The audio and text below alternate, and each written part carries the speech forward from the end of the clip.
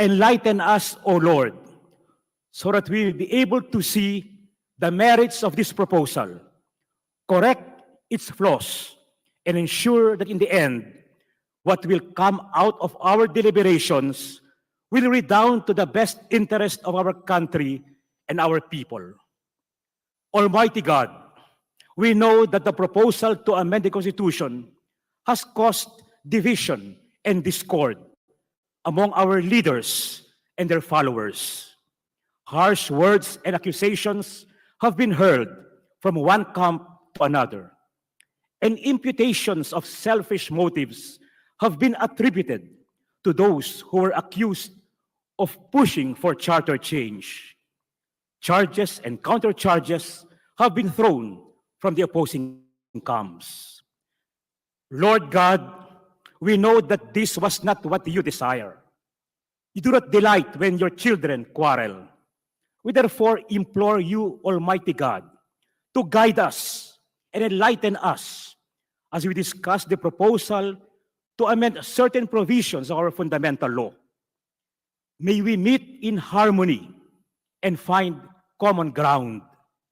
In the words of the prophet Isaiah, may we come together and reason together as the chosen representatives of your people.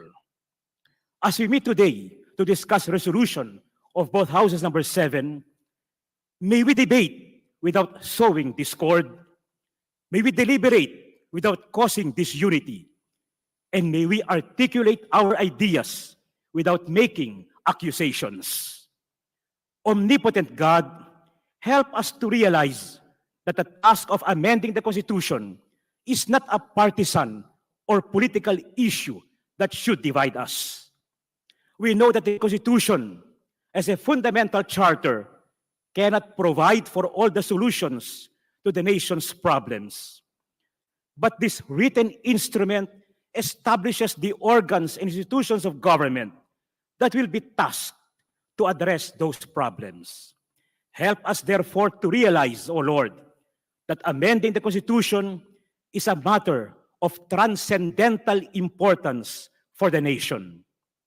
Finally, O Lord, like King Solomon, we ask you to grant us wisdom and discernment as we meet today in this chamber, so that we will be able to know what is good in the governance of your people. Send forth your Spirit on us, O Lord God, the supreme lawgiver, and give us the knowledge to know your will as we begin the historic task of reviewing our paramount law. Amen. Amen.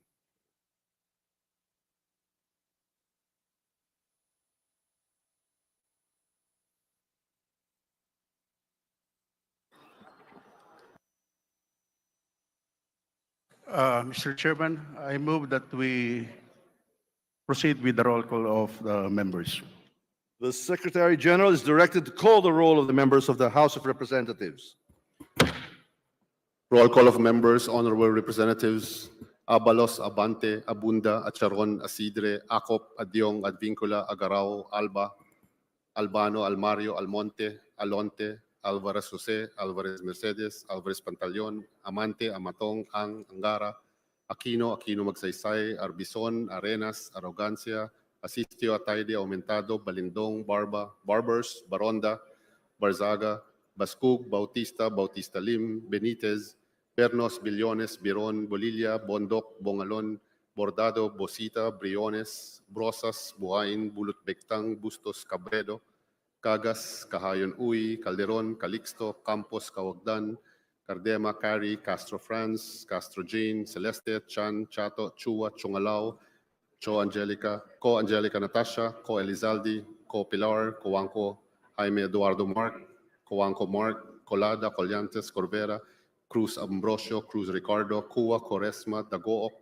Dalipe, Dalog, Dayanghirang, Daza, De Jesus, De Venecia, Defensor, Del Mar de los Santos, Dimaporo, Mohammed Khalid, Dimaporo City Amina, Dionisio, Domingo, Duavit, Dohali, Duterte, D. Faustino Ino, D. Faustino Michael Carlos, D. Ian Paul, Ecleo, Emano Enverga, Escudero, Espares, Espina, Estrella, Yudela, Fariñas, Fernandez, Ferrer Antonio, Ferrer Juliet Marie, Flores, Fortes, Frasco, Fresnedi, Fuentebella, Galeos, Garcia Albert, Garcia Dante, Garcia Jose Arturo, Garcia Maria Angela, Garcia Pablo John, Garcia Vincent, Guardiola, Garin, Gasataya, Gato, Go Edward, Ed Christopher, Go Mark, Goles, Gomez, Gonzaga, Gonzalez Aurelio, Gonzalez Neptali, Gonzalez Sandro, Goriseta, Guico, Ginto, Gulias, Gutierrez, Horas, Jaresco, Hataman, Hernandez, Herrera, Ribata, Javier, Ko Olga, Ko Ricardo, Ko Wilton, Konghun, Labad-Labad, Lacson, Lacson Noel,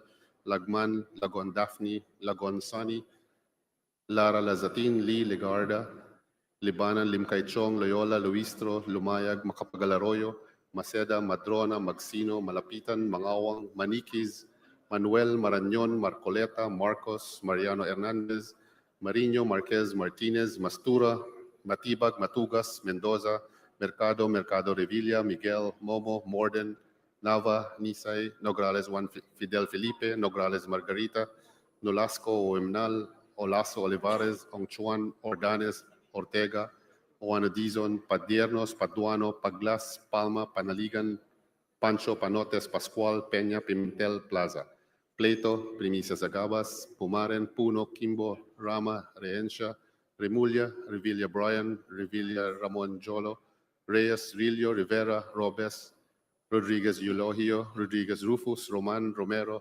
Romualdez Ferdinand Martin, Romualdez Yeda Marie, Romualdo Romulo Roque, Sakdalan, Sagarbaria, Sakaluran, Salceda, Sally, Salimbangon, Salo, Salvame, Santos, Saulog, Silverio, Singson Richel, Singson Ronald, Singson Mihan, Solon, Suwan, Swansing Horacio, Swansing Micaela, Angela, Suarez, Tallado, Tamayo, Tambunting, Tan Joseph, Tan Keith Micah, Tan Reynolds Michael, Tan Samir, Tan Stephen James, Tan Tambut, Tan Chait, Tan Watco, Tariela, Teodoro, Teves, Tianco, Tieng, Tolentino, Tulfo, Erwin, Tulfo Jocelyn, Tulfo Ralph Wendell, Tupas, Tutor, T, Umali, Unabia, Ungab, Uy, Valeriano, Valmayor, Vargas, Vargas Alfonso, Velasco, Veloso Tuazon, Vergara, Versosa, Villa, Villafuerte Luis Raymond, Villafuerte Miguel Luis, Villanueva, Villar, Villaraza Suarez, Villarica, Violago, Yamsuan, Yap Christian Tel, Yap Christopher Son, Yap Edvic,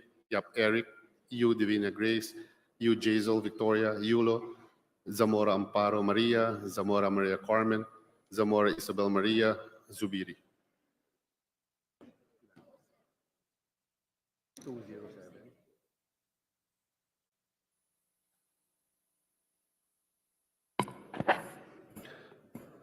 Mr. Speaker, the roll call shows that 207 members responded to the call.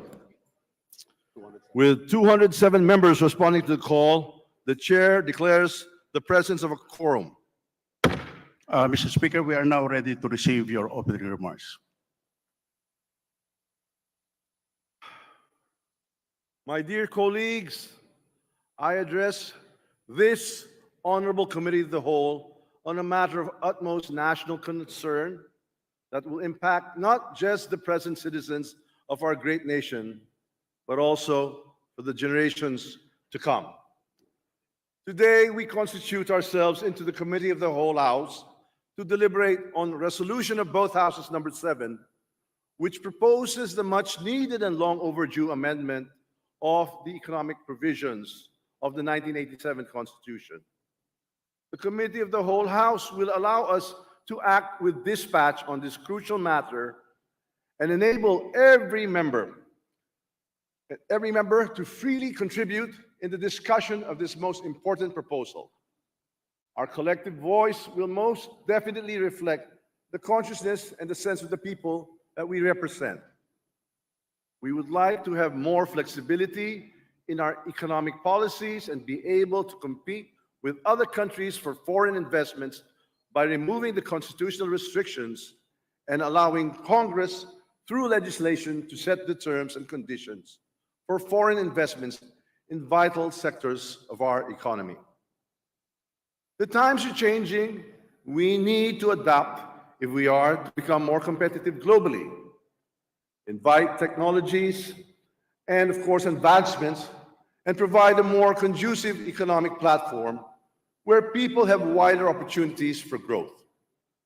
We should do it now, lest we risk lagging behind the rest of the world when it comes to economic development and productivity. The proposed amendments to the economic provisions of the Constitution are three-pronged. Number one, reform the public service sector. Number two, open access of our children to the best educational institutions, whether Filipino or foreign-owned. And three, to liberalize the advertising industry. Reforming the provisions of the Constitution on foreign equity ownership in corporations, including those that operate public services, would further open up the Philippine market and attract significantly bigger foreign direct investments. By infusing foreign investments into the national economy, we could provide better services to the public and our business sector. We can have cheaper and reliable power and electricity, cheaper and faster internet service, and better and more modern transport system. With better infrastructure, we would be able to encourage more investments, both foreign and domestic, that would create more and high-quality jobs for our people. With this open market, globally competitive approach, we will have fresher perspectives on how to best operate and provide public services that are currently reserved to only a very few privileged Filipinos. While it may be argued that bitter experiences on foreigners controlling our nationalized industries is already a thing in an over-century-old past, we are now wise enough to learn not to make the same mistakes twice. The proposed amendment would give Congress authority to pass laws to allow ownership of foreign equity in corporations in the Philippines because it rests on Congress to pass or repeal laws on allowable foreign equity ownership of corporations in the Philippines, particularly those engaged providing services to the public. The restrictive economic provisions of the Constitution also affect education. Currently, ownership of educational institutions is limited to Filipino citizens and corporations with 60% Filipino ownership. The control and administration of educational institutions are currently reserved to Filipinos exclusively. Experts say that the Philippines has the most stringent restrictions on foreign direct investments to higher education, contrary to the trend of our neighboring countries such as Malaysia, Vietnam, and Singapore, which allow 100% FDIs on higher education, while Thailand allows FDI up to 50% and Indonesia up to 49%. A number of studies also suggest that Filipinos are lagging behind in terms of education. The Philippines consistently spends less than the recommended 6% of the national budget on education. The inability to spend on education hampers efforts to improve infrastructure, upgrade educational resources, and enhance teacher training, which ultimately affects the quality of education provided.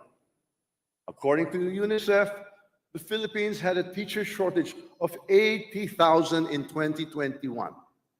This shortage impacts the student ratio, limits personalized attention to students, and deteriorates the overall quality of education. We believe in the competence of our Filipino educators, and however, we must admit that Filipinos do not have a monopoly of wisdom and learning. Learning is a process of acquiring and accumulating knowledge, understanding, skills, and even behavior. It is best attained by collaboration and exposure to new and different experiences, approaches, and perspectives. By limiting the education sector to local perspectives, we are also restraining the potentials of our children to see the bigger worldview and maximize their learning potentials.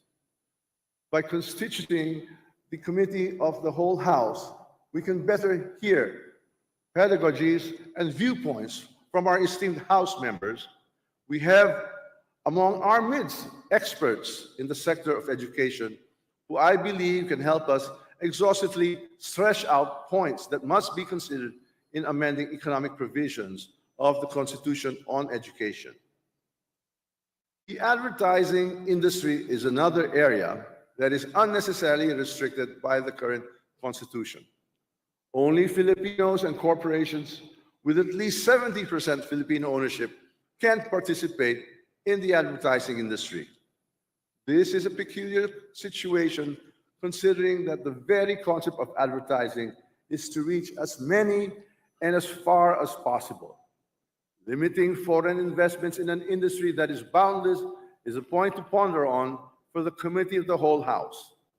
I invite our honorable members to consider the broader and farther reach that Philippine advertising industry can possibly have if we liberalize this industry and allow greater collaboration with foreign advertising firms, which actually are already present in the local scene today. We have to formalize their participation to enable greater gains in such productive partnerships. Sadly, while we at the House of Representatives are doing our very best to advance the much-needed upgrade and facelift of the economic provisions of the Constitution, we are being accused of being against in pushing for these essential reforms. Categorically, we are denying these unfounded and baseless accusations. Tayong hinangad sa kapulungan, ito kundi ang kabutihan ng sambayanang Pilipino. And we work night and day to make this happen. Now, to dispel doubts that the efforts of the House of Representatives in pushing for the amendment of the economic provisions of the Constitution is politically motivated, we are actually adopting all the 3 proposed amendments of the Senate version of the resolution of both houses, number 6, in total. This should ensure that the public and that the Congress is only touching on the economic provisions that need to adapt with the changing times. There is absolutely nothing in RBH 7 that hovers on any political provision of the Constitution. Malinaw po sa ating lahat ang misyon natin ngayon. Baguhin ang ilang economic provisions na pumipigil sa pagpapasok ng mga negosyo mula sa ibang bansa. Mga negosyong lilikha ng trabaho at magpapasigla ng ating ekonomiya. Ito lamang ang pakay natin, ekonomiya, hindi politika. The House leadership believes that the participation of the members of this chamber in the deliberation and the discussions on the proposed amendments to the economic provisions of the Constitution is simply indispensable. But this is not just an ordinary piece of legislation. We are talking about the fundamental and supreme law of the land. We have to be very careful, and we always have been, in touching on these reforms. Thus, we also need the help of our experts in the various fields that will be affected by the proposed amendments to the Constitution.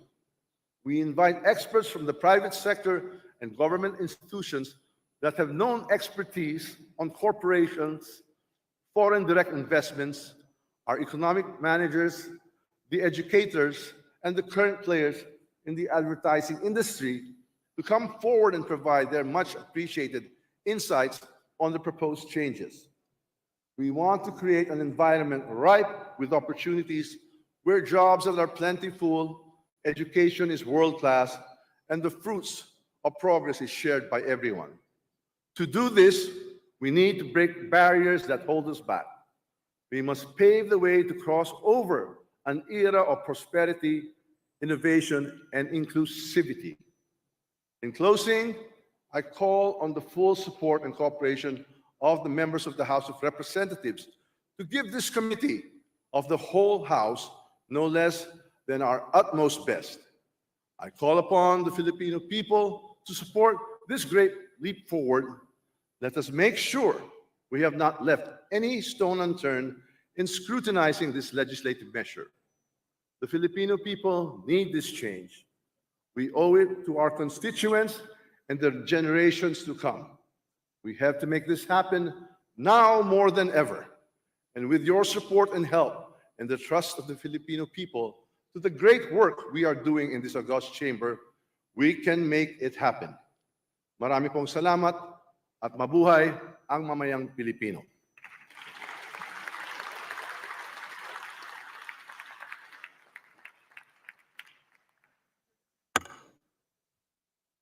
Majority Leader.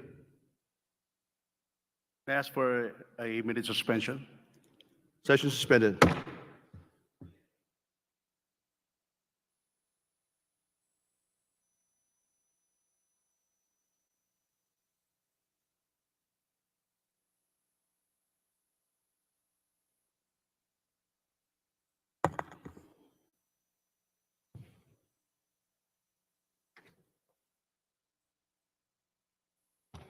Yeah.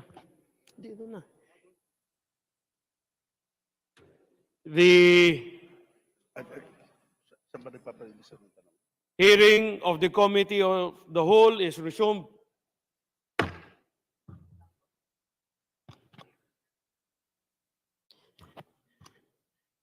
To the chairperson of the Committee of the Whole, the Honorable Speaker Ferdinand Martin G. Romualdez, my colleagues, the honorable members of the House of Representatives, esteemed guests in this august chamber, good afternoon.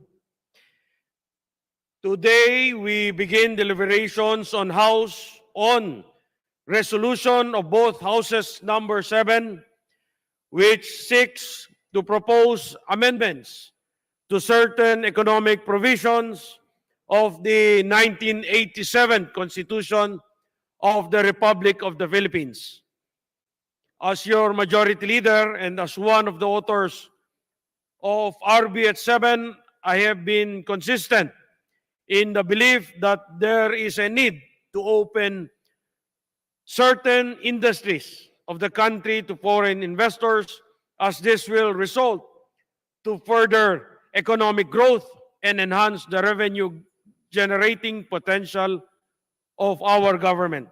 This reform in economic policies of the country will redound to the benefit of the Filipino people, who will be afforded more opportunities for education, employment, investments, and services from its government. Indeed, the passage of RB 7 is a step forward towards achieving of our collective aspirations of a bagong Pilipinas.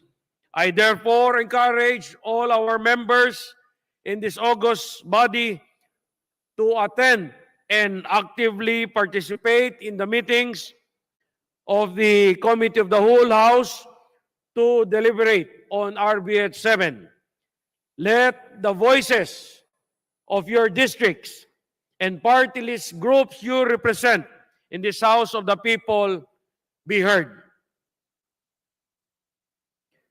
Before we proceed, we would like to express our appreciation to the invited resource persons who offered their precious time to attend these historic proceedings. May I request our Secretariat to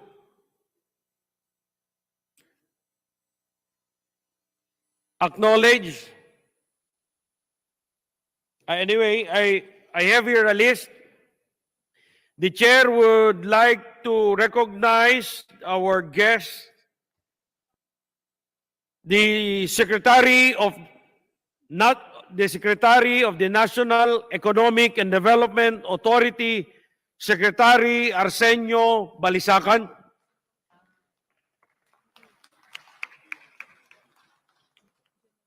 The Secretary of Finance, Secretary Ralph G. Recto.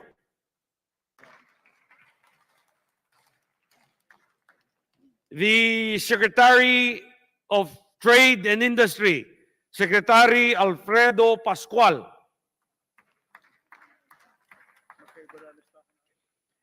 Governor of Bangko Central ng Pilipinas, Governor Eli Remolona Jr.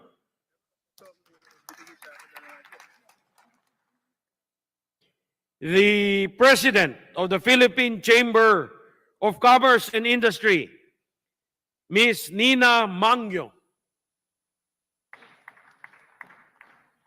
The President of the Philippine Exporters Confederation, Employers Confederation of the Philippines, Mr. Sergio Ortiz Luis Jr.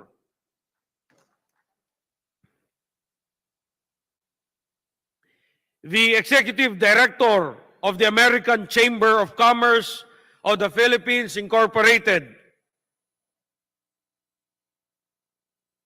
Mr. Eb Hincliffe. The President of the American Chamber of Commerce of the Philippines, Ms. Sarah Murphy.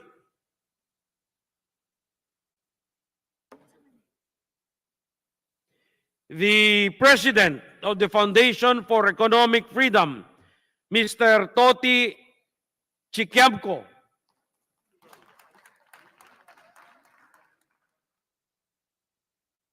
The Executive Director of Ibon Foundation, Mr. Sunny Africa.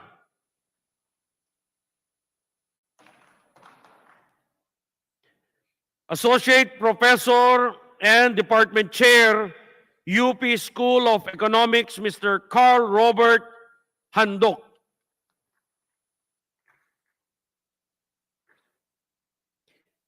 The Senior Research Fellow of the Philippine Institute of Development Studies, Dr. Adora Navarro.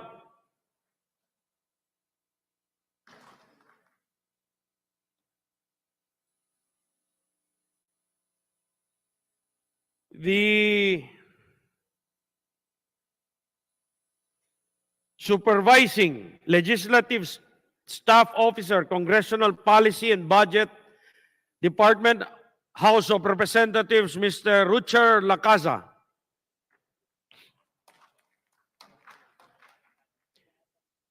The Chairman of the Philippine Constitution Association, Chairman of PhilConsa, Retired Chief Justice, the Honorable Justice Reynato S. Puno.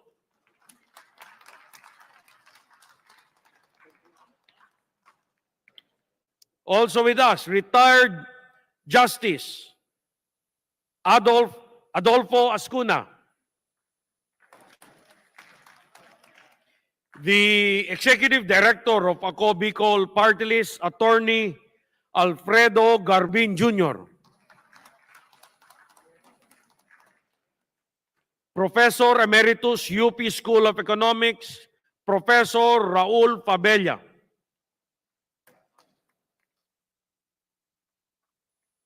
The Dean, Ateneo School of Government, Dr. Philip Arnold Tuaño.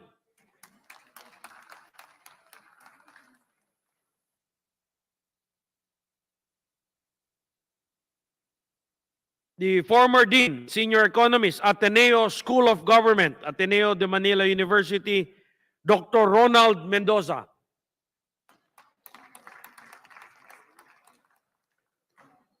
And last but not the least, for these first 2 days, I understand this is the guest list for day 1 and day 2, Professor Emeritus, UP School of Economics, Professor Solita Monsod.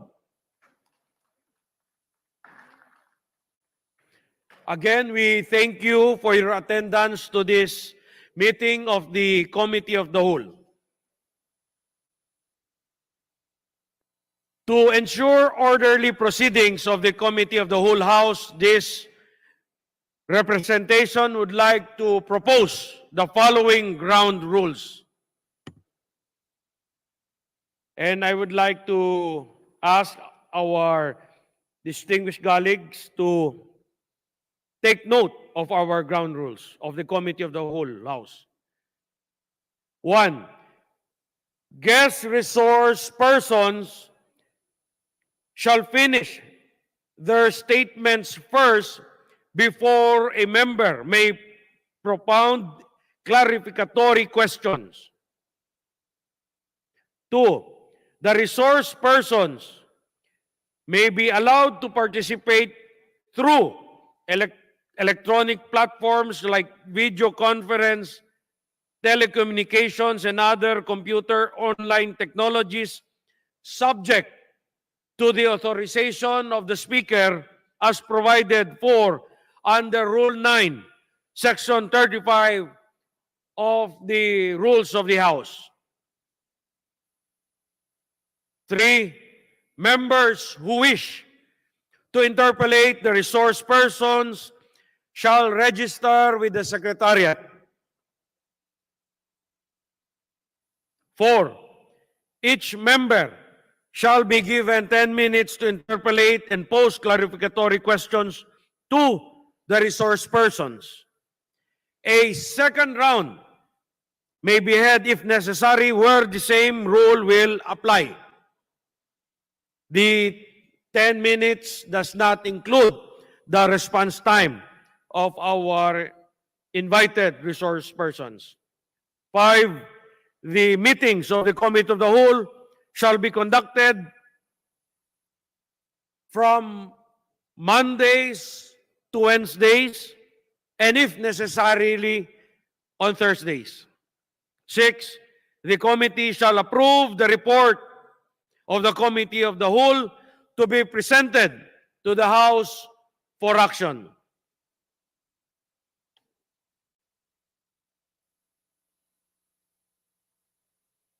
Our dear members, as far as practicable, the meeting shall proceed by subject matter based on the 3 proposed amendments contained in RBH 7.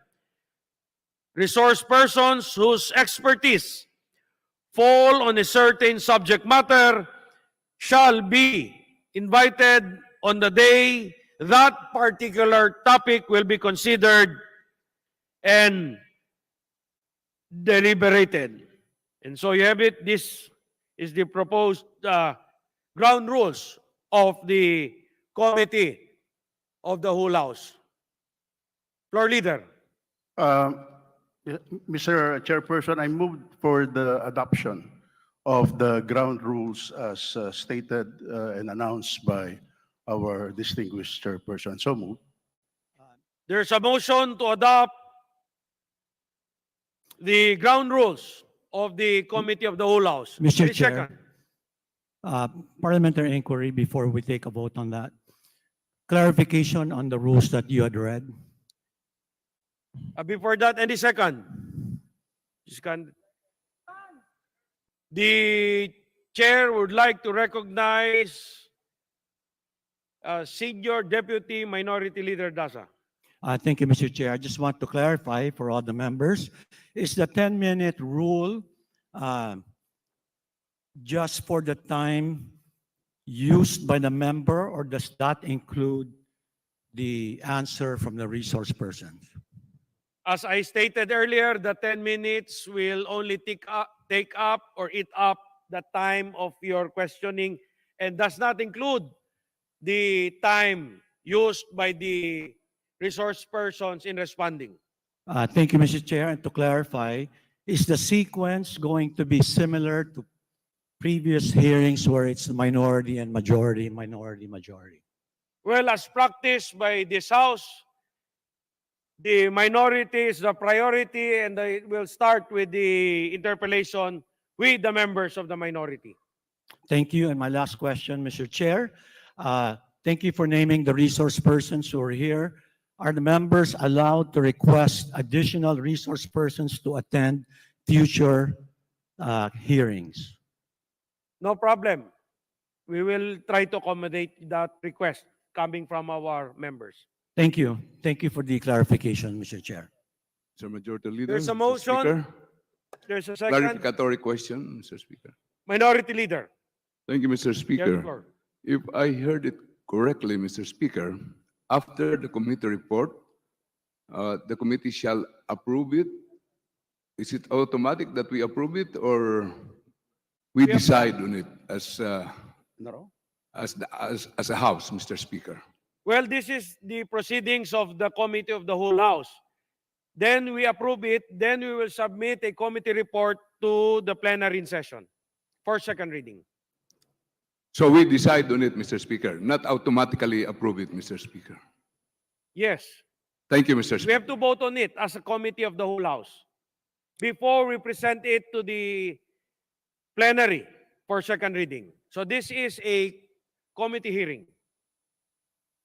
Thank you, Mr. Speaker, for that clarification, because initially I thought, this representation thought that we will just approve it immediately, but we vote on it. And that is the interpretation of the Speaker. Thank you for that, Mr. Speaker. May I add, Mr. Chairperson, Floor leader. for the information of our distinguished minority leader, we are acting as if we are a committee. And like any other committee, of course, we will be coming out with the committee report. And before we report it out, the committee must approve the same so that it will be transmitted to the plenary for second reading. Mr. Speaker, precisely Yes. that is my question, Minority Leader. because we are not supposed to approve that immediately. We are supposed to vote on that. And based on our voting, if majority voted or whatever the number is, that shall be the report of the committee, even if it is Yes. a committee of the whole. Thank you, Mr. Speaker. We'll be voting and reporting to the plenary. Thank you. That's all. There is a pending motion, duly seconded. Meron pa yata. Any more discussions? I understand, Mr. Speaker, Leader. that Honorable Castro would like to ask question. Wala na? Clarificatory. Clarificatory For the question, ground rules? Mr. Chair. Representative Castro. Yeah. So, my question is on the procedural, Mr. Speaker. Majority Floor Leader. We're taking up first the Sa ground ground rules. rules. Ground rules. Sa related to the ground clarification, rules? yeah. Okay. Clarification, Mr. Chair, on the number of minutes, no? So, as we discuss yung RBA, yung per topic doon sa resolution on both houses, yung ibig bang sabihin, Mr. Chair, nung 10 minutes per ano na yun, per topic doon sa resolutions natin, that is 10 minutes? Yes. But Okay.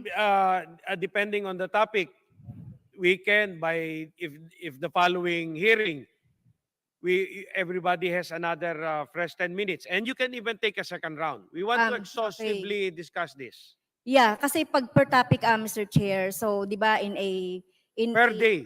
in a common committee meeting like this one is converted into that this committee meeting is committee of the whole, presided by the rules committee, right?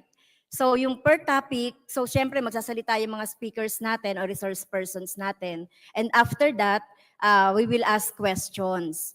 So paano mangyayari, Mr. Chair, yung per topic, yung magiging ano no, yung 10 minutes na sinasabi natin? Our dear colleague, meron po tayong tatlong amendments pinopropose. So our resource persons were invited to more or less be there to at least enlighten us on per amendment. Yeah. So yung resource persons invited for the day will respond to specific to Okay. a specific amendment. Mhm. Now, if you have further questions, then you can take the second round. Yeah. But Oo. on the second day, if it's another amendment, iba naman po yun. Hindi counted yung 10 minutes. It doesn't mean that your Yes. 10 minutes is for the whole proceedings of the Committee of the Whole House. Don't worry. I would like to assure our colleagues here attending the Committee of the Whole House, the chair will be more accommodating when it comes to your request for additional time.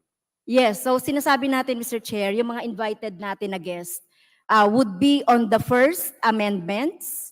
Sinasabi natin kasi nagpasa po ako ng resource persons to be to be invited. At isa lang yung nag-grant o isa lang po yung na-invite. So ibig sabihin nun, sa isang topic hanggang sa ma-exhaust natin lahat ng mga resource persons na isasuggest. Kasi doon sa Yes. 7 na guest resource persons, isa lang po ang ginrant ng We committee. can invite them again, Representative Castro, in the next hearing, and you'll be given time by the chair, another 10 minutes. So may we assist to facilitate? Can we now? Okay, thank you, Mr. Chair. So I don't know if No. if I can ask this now as regards to our procedural. So nasa ground rules pa lang din naman tayo, Mr. Chair. So may I be called again for the questions of procedure? Yeah. Okay, there's a motion. Duly seconded. Any objection? Hearing none, motion is approved. Floor leader. Okay, Mr. Chair. So, ito pong ginagawa natin ay parang committee hearing presided, Mr. Chair and Majority Floor Leader, presided by the Rules Committee. And in the RB 87, syempre alam natin that is an amendment to our Constitution. So if you are going to apply yung sinasabi natin dun sa rules natin, so siyempre, Mr. Chair, Mr. Majority Floor Leader, may rules tayo on the committee level noong pag-uusapan nating topic. So naguguluhan ako, Mr. Chair, kung ano bang ginagawa natin ngayon? Parang constituent assembly ba ito o just simple committee hearing with as committee of the whole? So ganon. Kasi Mr. Chair, yung RB 87 ay marami siyang topic. So if we are going to have a committee hearing on a certain a bill or resolution, di ba nakalagay dun sa rule natin, nakalagay po sa Constitution, Article 6, Section 26, Paragraph 1 ng 1987 Constitution, every bill passed by the Congress shall embrace only one subject which shall be expressed in title thereof. Kasi yung RB 87 natin, Mr. Chair, aside from sinasabi nating economic provisions, may nakikita tayo dito na hindi rin namang iba rin yung topic. Like for example, on education, on advertisement, etc. So ano po ba yung nagagabay sa atin? So I think na tayo dito para na tayong nagko-constituent assembly.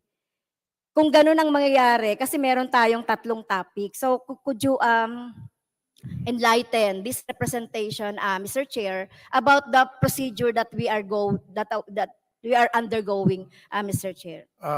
Floor leader. Mr. Speaker, you can either characterize it as a constituent assembly or a legislative body. In both cases, we are exercising our constituent power, meaning the authority and the right of this Congress to amend or propose revision to the Constitution as provided for and as guaranteed by the Constitution.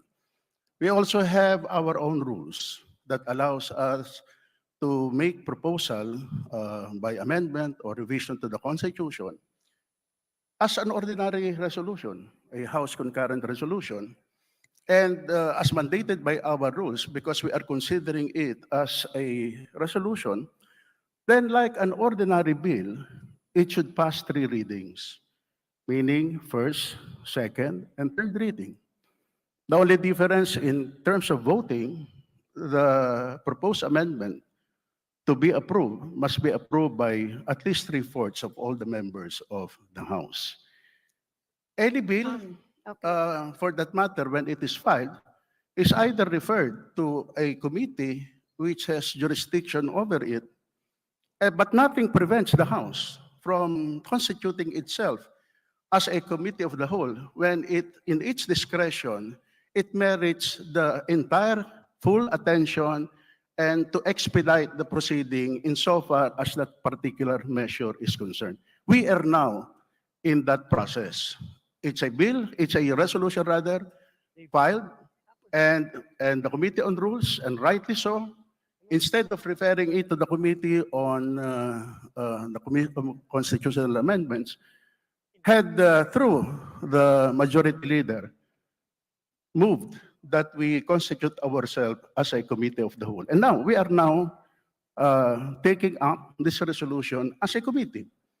And Yes, after that, pagkatapos po niyan, pagka-approve natin ng committee report na yon, then i-report natin sa plenary, i-sponsor yan, pagdidibatehan uli, like any other resolution or bill, and then kung ma-approve na lahat, tapos na lahat, Tapos na yung period of amendment and we vote on it, makuha yung 3/4, and then padala natin sa Senate. Yun ang magiging procedure. Yes, thank you po dun sa Representative Castro. clarification, Mr. Chair. Thank you po, Mr. Chair. Okay. So thank you po sa clarification ng ating ng ating chairman, Mr. Speaker. Kaya nga po, yun yung sinasabi natin kanina. Kaya matter of ano talaga ito, matter of yung procedure natin as against dun sa Constitution. Kasi sanay tayo kapag committee, pag nagdi-discuss tayo ng anumang amendments or anumang whatever bill or resolutions, merong one topic per bill or resolution. One topic per bill or resolution. Kasi may tatlo dito na pinag-uusapan natin, Mr. Chair. So ang ibig bang sabihin niyan, without us knowing na kino-convert natin itong Committee of the Whole na pinamumunuan ng Rules Committee ng parang Constituent Assembly na tayo. So kung ganon, Mr. Speaker, Mr. Chair, so we might as well sabihin na natin talaga kung ito ba ay Constituent Assembly or just a simple committee. Kasi pag committee, mag-apply yung rule natin na one bill, one topic, di ba? So meron tayong andaming topic dito sa RB 87. So yun yung pino-question ko doon, Mr. Chair, sa procedural. So we should be we should be frank to us kung ito ba ay kino-convert na natin talaga sa Constituent Assembly or just a committee hearing. Kung committee hearing lang dapat, kung committee hearing ito, dapat one topic, one With bill the or kind resolution. indulgence of Leader. the distinguished lady. Procedurally, Mr. Speaker, the Committee of the Whole was created upon motion of the Majority Leader last week. After that, session was adjourned.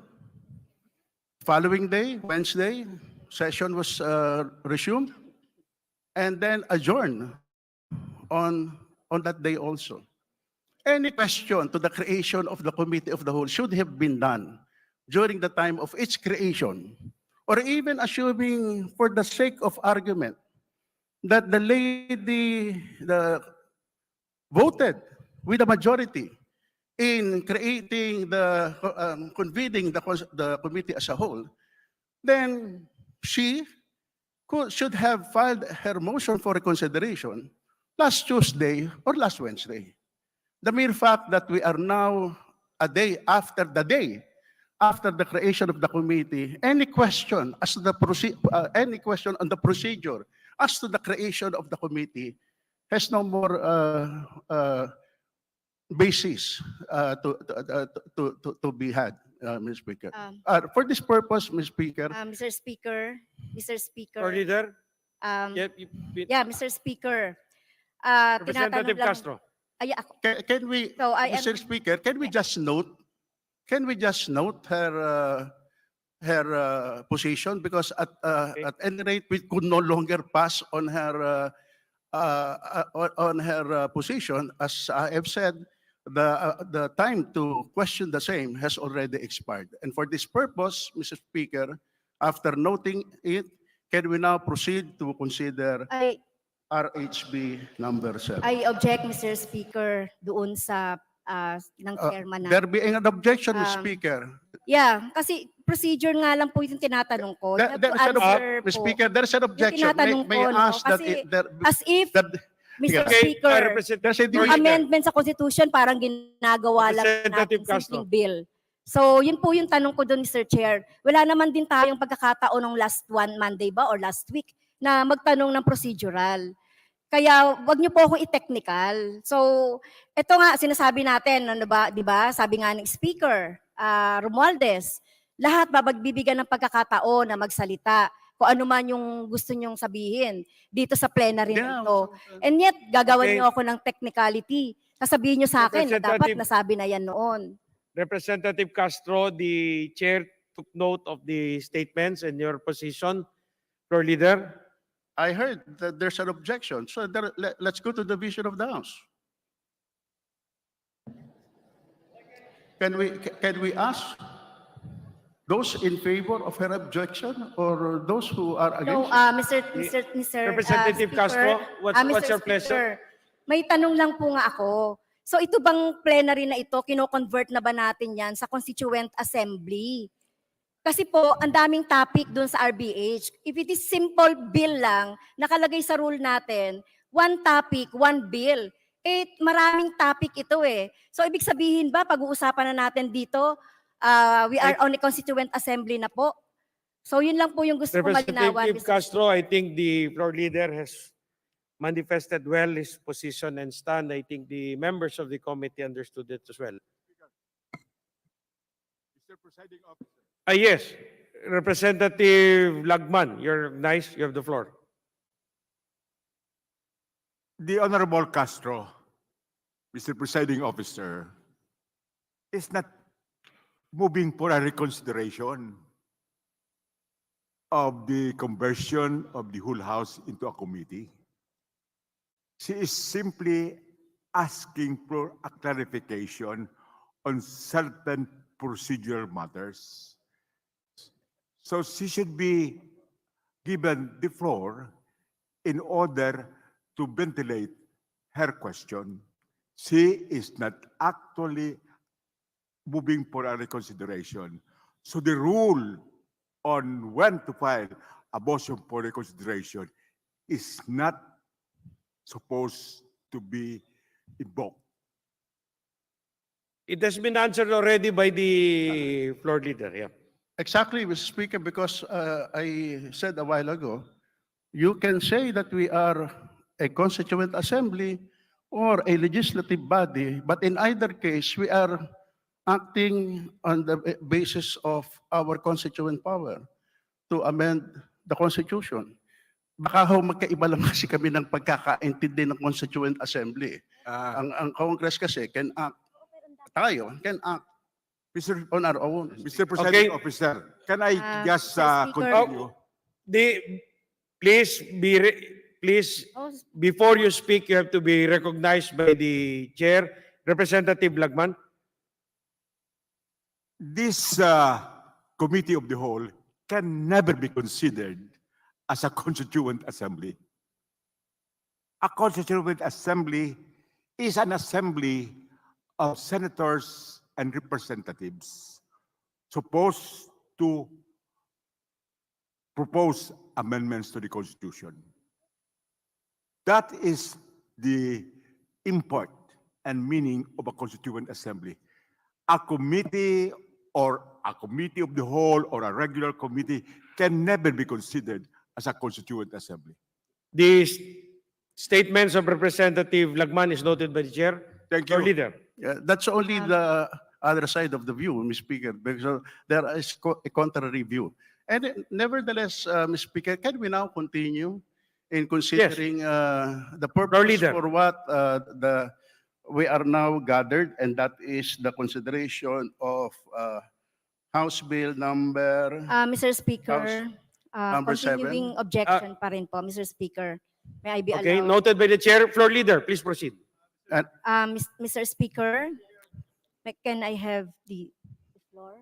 Mr. Speaker, I have a Aye. pending motion, which is the consideration of House Bill number 7, and for this purpose, I move that Secretariat be directed to read the copy of the title of the resolution.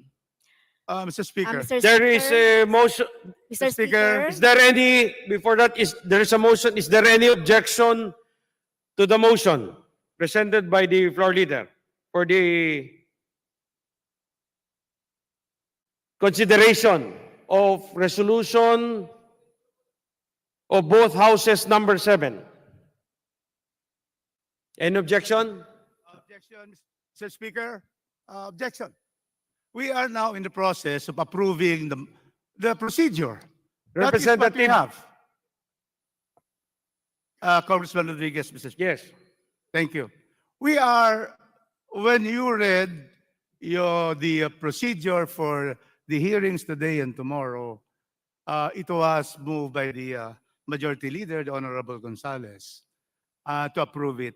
And there were comments, and we have a comment. The clarificatory question of the Honorable Franz Castro. In other words, on the procedure, that is what we have now. Our Congressman Castro merely requests merely wants clarification. Number one, she is trying to ask whether we can take, in this particular proceedings, 3 subject matters according to her. These are very important questions. Because under our law on ordinary legislation, it has only one subject matter. And I agree with Congressman Castro. However, on that issue, that's the first issue, Mr. Chairman. The second issue is Constituent Assembly. On the first issue, Mr. Chairman, it is only one subject matter because it refers to amendments to the Constitution on the economic amendments, specifying the 3. In the previous Congresses, we have approved such kind of amendments. In fact, in legislation, we have amendments to the National Interior Revenue Code, sections 140, 185, and so forth. There are many provisions in the National Interior Revenue Code which are separate subject matter, but it is the amendment to the National Interior Revenue Code, and that is true with many other codes. So in this case, we are amending the Constitution. And so in the Constitution, there is one subject matter because it only pertains to 3 provisions of the Constitution on economic provisions. So the answer for that, Mr. Chairman, is that it complies with our rules on having one subject matter. And previous Congresses, which have in the 18th Congress, in the 16th Congress, the Committee of Constitutional Amendments, and we have here Chairman Pino Garbin of the 18th Congress, precisely have approved this in the committee because this is one subject matter. So that is the view of this chairman of the Constitutional Committee as far as the question of our distinguished colleague, Congresswoman Franz Castro is concerned. There is one subject matter. Second question is, the second, Mr. Speaker, is this a Constituent Assembly? Since we follow the Bernas proposal on having legislation to amend the Constitution because the Senate does not even want to meet with us. So that is why we are doing this, Mr. Chairman. Because they never, in the past 36 years of the Constitution, the Senate has been an obstructionist Senate as far as amendments to the Constitution. Even economic amendments, they have nothing to do with it until they were afraid of people's initiative. That they now have this resolution number 6, Mr. Chairman. And so as a matter of whether it's a Constituent Assembly, it is not. This is a committee of the whole. We vote, a majority will vote for this because we become a Constituent Assembly with this approved in the committee of the whole and sent to the entire plenary where we will get 3/4 vote, Mr. Chairman. So with that clarification, I think, Mr. Chairman, what our colleague, Congressman Castro, has done is quite proper in this particular proceedings, that she will be clarified.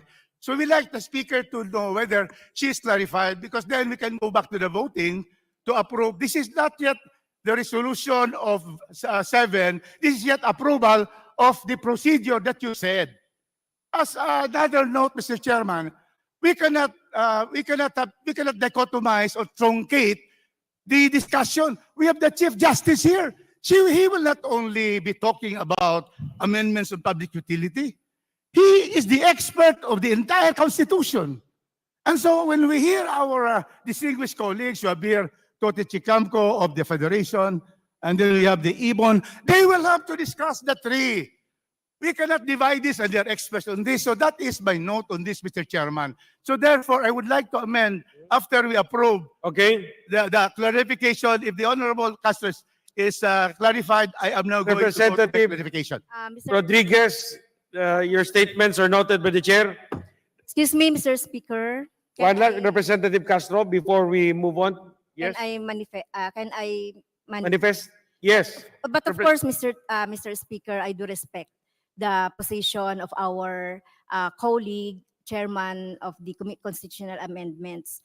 Pero meron pa akong isang questions as regard to the procedural, Mr. Speaker. Pero sinasabi ko po, Mr. Speaker, hindi pa po ako solve doon sa klase ng ano natin na ginagawa natin, if it is Constituent Assembly or just a simple committee meeting. In which case, Mr. Speaker, Mr. Speaker, to get the ball Your leader. rolling, so to speak, I move that Yeah, we Mr. take up, Speaker, meron pa akong consider isa. House Bill number 7 and direct the Secretariat to read only the title of the same. So move, Speaker. Point of clarification, Mr. Speaker. Before Representative Castro, is there any objection?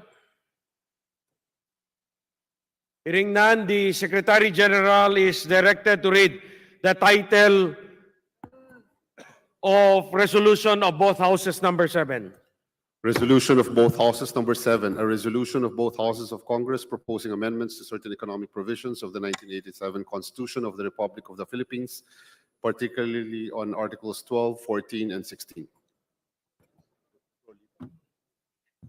May I ask for 1 minute suspension? Hearing is suspended.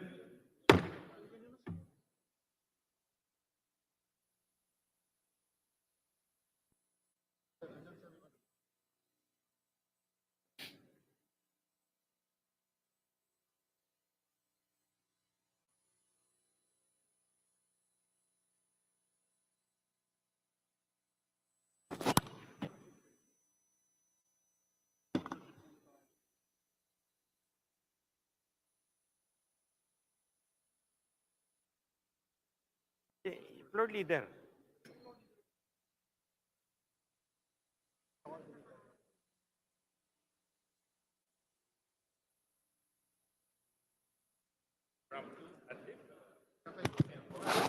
Okay.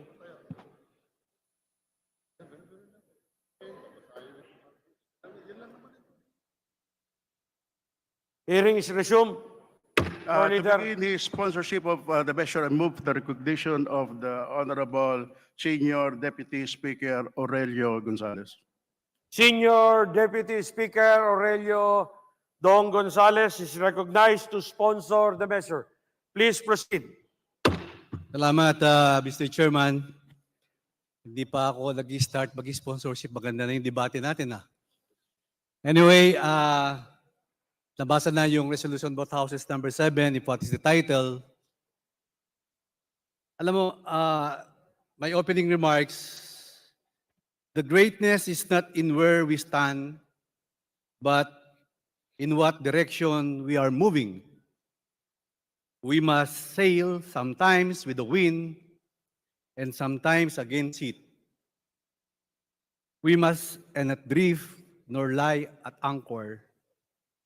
The Honorable Speaker, Speaker Ferdinand Martin Gomez Romualdez, my distinguished guests, ladies and gentlemen, these are the wise words of Mr. Justice Oliver Wendell Holmes Jr., one of the most influential American legal minds in history.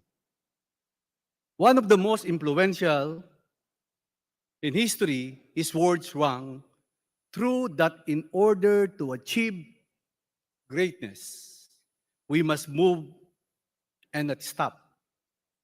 To soldier on and move towards the direction in which we have set our mind into unflinching despite the challenges and not veering away from the goal we have established.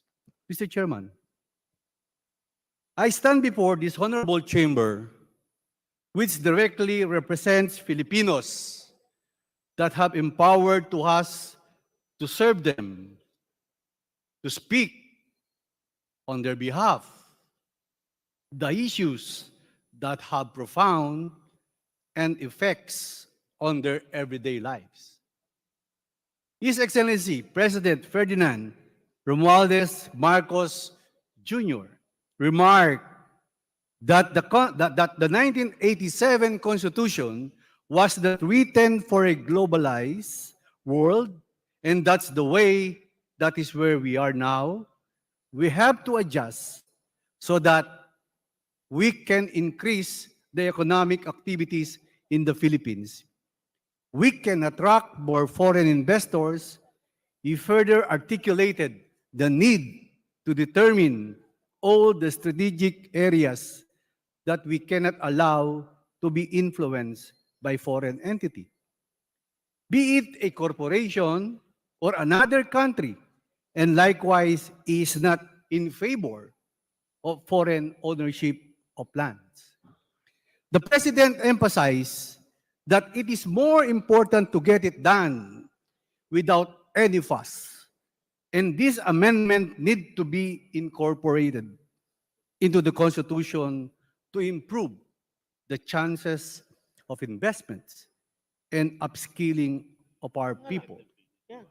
Speaker Ferdinand Martin Romualdez, in response, said that the President made it clear that these provisions hinder the entry of foreign investments and potential for faster and inclusive economic growth, which in turn could translate into a better life of every Filipino.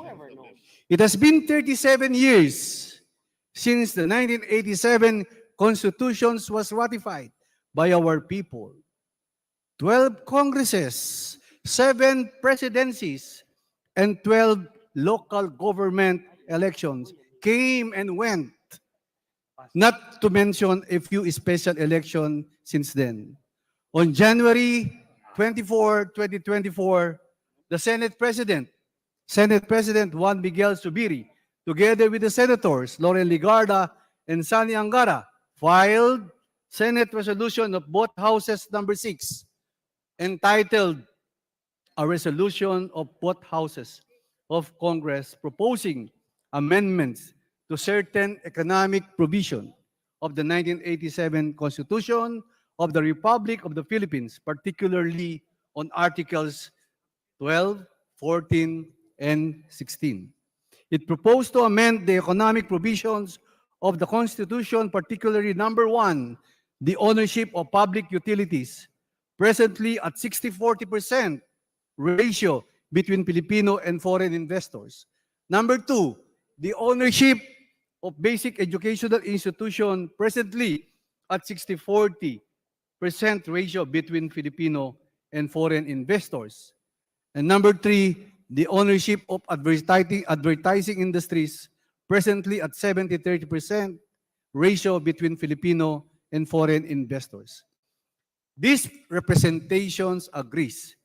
Recent data shows that the Philippines rank 3rd most restrictive out of 84 countries in the Organization for Economic Cooperation and Development. Foreign direct investments, regulatory restrictiveness index. This is because our country has several restricting laws on foreign direct investment which are enshrined directly in the Constitution. Based on Bangko Central ng Pilipinas report, in 2021, FDI inflows total of $10.5 billion up to 54% from 6.8 billion in 2020 and surpassing the previous high of 10.3 billion in 2017. But despite growing FDI inflows, the Philippines continues to lag behind its neighbors in Southeast Asia. According to the World Bank, the data shows the country ranked 6 out of 10 ASEAN economies for total of FDI inflows in 2020, and we are the last among the 5 biggest ASEAN economies in cumulative FDI inflows from 2010 to 2020.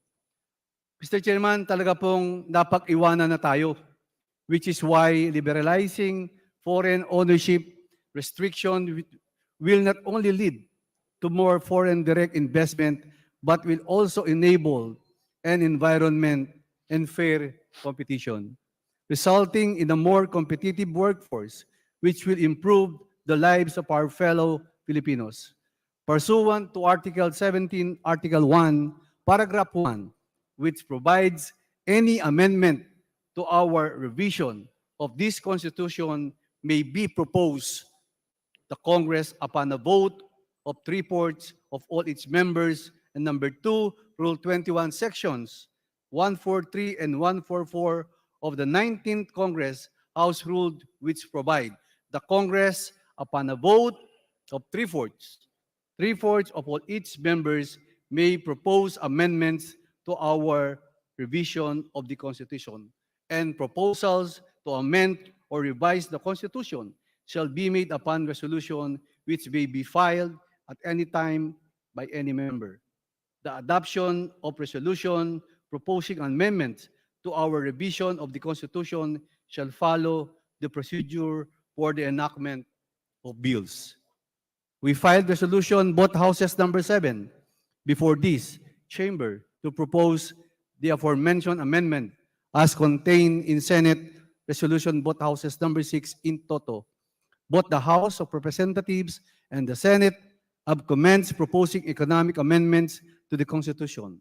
Pagkatapos ng ating mabuting pagsusuri at mga panukalang economic reforms, ilagay din natin o incorporate sa teksto ng Constitution ang porsyento ng pag-aari o ownership na sa tingin natin ay nararapat para eksekutory na agad ang mga pagbabago at hindi na maghihintay kung anumang implementong law.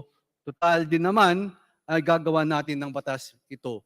So, Mr. Chairman, ang akbang na ito, hindi po bago, matagal na po akong sumumporta sa panukalang reforma ng ating Constitution. Mula pa ako nung naging congressman ng 14th Congress at hanggang ngayon, in 17th Congress, 18th Congress, and in 19th Congress. I'm always supporting and filing this RBH number 1, which is political, but that's not be the case. Hindi po political ang pag-uusapan natin dito, kung hindi ang ating economic provision na sinayad ko na 1, 2, and 3.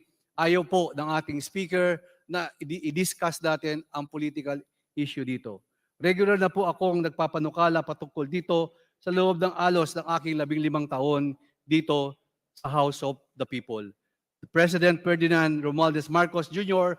called for a healthy and a democratic debate or amending a specific economic provision of the Philippine Constitution.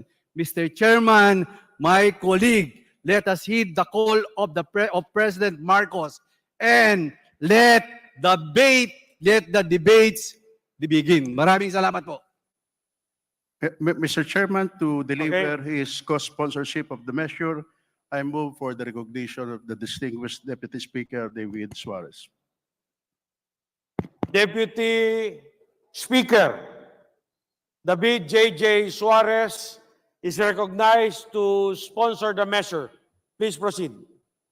Thank you very much, Mr. Chairman. Distinguished colleagues, esteemed guests, fellow citizens, I rise today to humbly present and advocate for the passage of a bill proposing crucial amendments to the economic provisions of our Constitution. These proposed amendments represent a significant stride towards fostering a more dynamic, competitive, and inclusive economy for our nation. The proposed amendment seeks to liberalize restrictive economic policies, thereby promoting greater investment, innovation, and job creation. By removing unnecessary constraints on foreign ownership, we can attract much-needed capital inflows and enhance competitiveness on the global stage. Additionally, these amendments will enable us to forge stronger partnerships with international investors, fostering technology transfer, knowledge exchange, and capacity building. Mr. Chairman, I rise today full of joy. Joy that finally we see light at the end of the tunnel. For those who share the same ideal as I do, that in order for us to achieve progress, development, change is required. Change as a nation, change as a people, and change in our institutions, whereby improving our Constitution is necessary. I stand before you with honor. Honor because it is our task and it is our duty as representatives of the 19th Congress to undergo this process, to undergo this journey, to determine, to deliberate, to debate whether or not these amendments are necessary for a better Philippines. And I believe these amendments are necessary for a bagong Pilipinas. But wag na wag po nating kakalimutan na habang nagdedebate po tayo at habang tinatalakay natin ang bawat amendment sa ating saligang batas, let us hold close to our hearts the very dreams and aspirations of the constituents that voted us into office. Nothing but patriotism, nationalism must guide us in deciding what is good for our nation. For today, we decide the future of our country. It is in our hands, fellow legislators. And then I would like to thank our resource persons present today, that they will shed light and enlighten us on the amendments that we have proposed on the resolutions of both houses number 7. I would like to thank my fellow colleagues who served as co-authors for such an important endeavor. Indeed, we are making history. History as our country, as the Senate also undergoes their own deliberations. And I hope, pagkatapos ng maraming pagtatalo, pagkatapos ng maraming pagdedebate, pagkatapos ng maraming pagpapalit ng opinyon, sa dulo, tayo ay magkakasundo. Magkakasundo dahil ang ipinaglalaban po natin ay ang kinabukasan ng ating bansa. In conclusion, I urge my esteemed colleagues to support this resolution, recognizing the transformative impact it will have on our economy and the lives of the people. Let us seize the opportunity to usher in a brighter, more resilient future for our beloved nation. Together, let us embark on this journey towards progress, prosperity, and economic empowerment. Maraming salamat. Thank you, Deputy Speaker Suarez. Floor Leader. Hearing is suspended.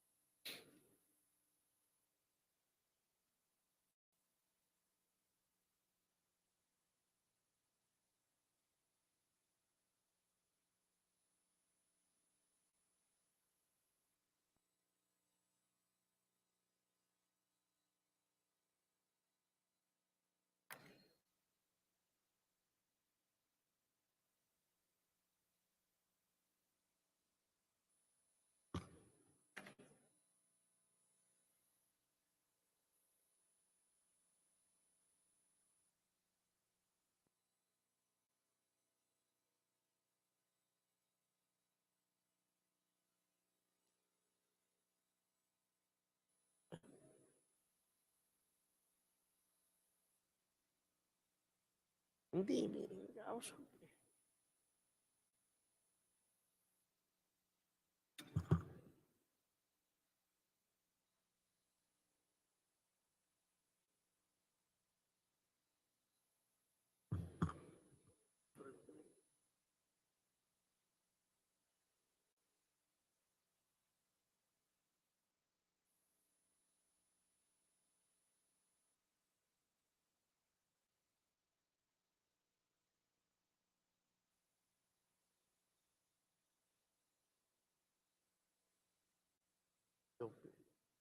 Iba na daw.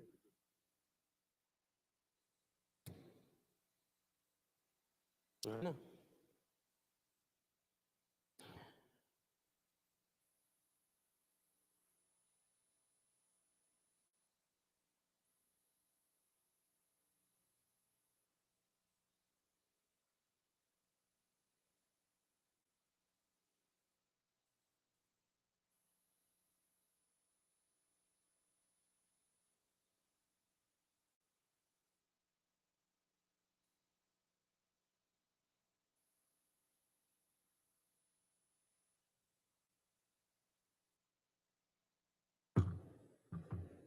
Ha?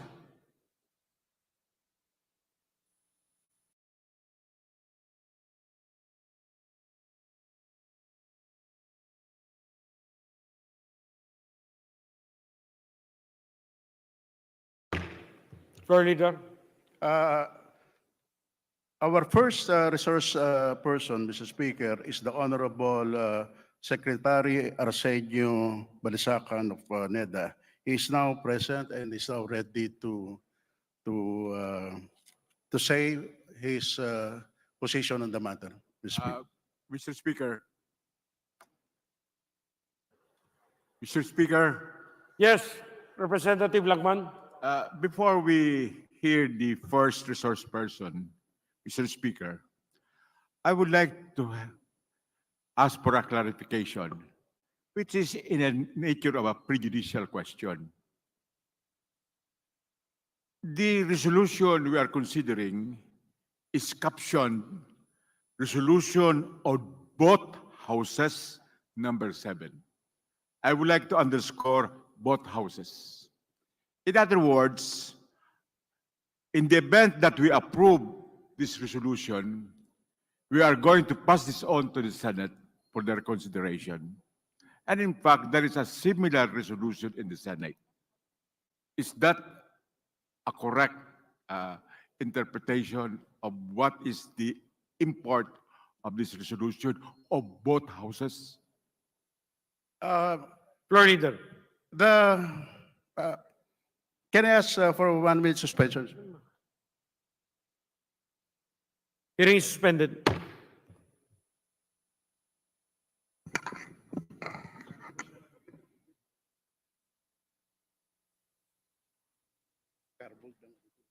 Ang ito, resolution of both houses. Once we approve this, we're going to pass it on for their own consideration. Okay. Okay.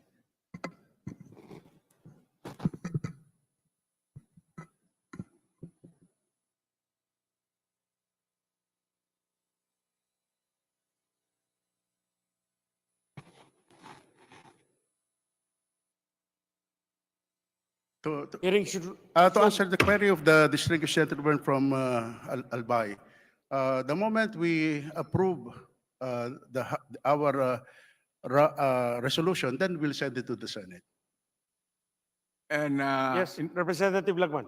in other words, Mr. Speaker, we are not acting alone because this would be the resolution of both houses, the Senate and the House. That is correct, Mr. Speaker. Although we effectively categorizing it similar to a House concurrent resolution, but not like a concurrent resolution that does not need the concurrence of the Senate. This time around, there must be a concurrence by the Senate. And the concurrence must be by at least 3/4 vote of the Senate, voting separately, because as I've said a while ago, we are treating this in the nature of passing an ordinary resolution or bill. Consequently, Representative Lagman.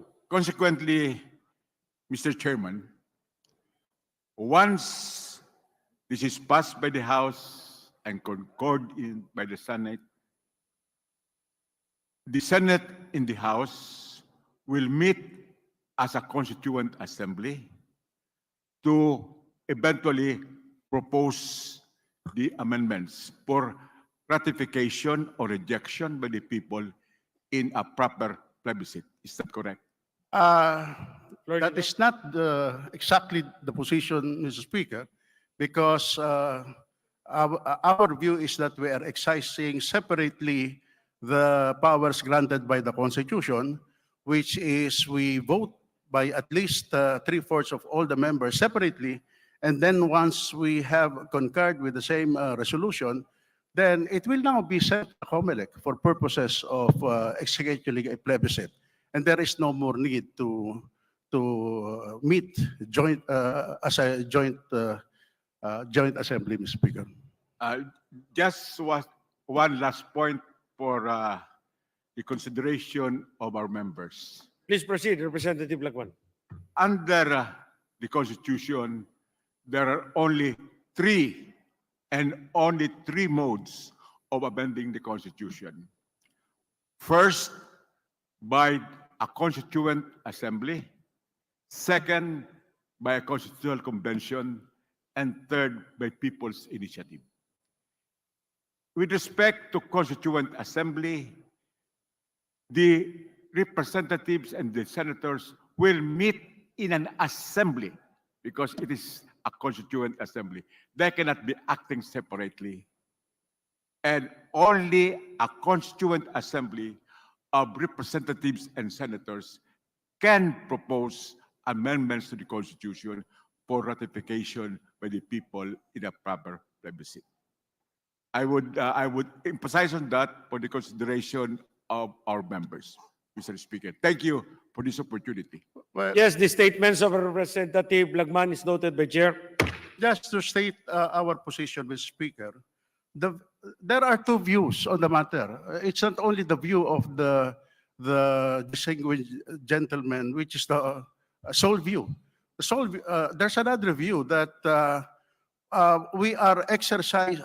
Nothing prevents the House from doing it separate from Congress, and that's exactly what we are doing right now. Because under the Constitution, the words jointly assembled is only found in the 1935 Constitution. There is nothing that there is no mention of the joint assembly in the 1987 Constitution, and that's exactly kaya nga ho nagkakagulo eh.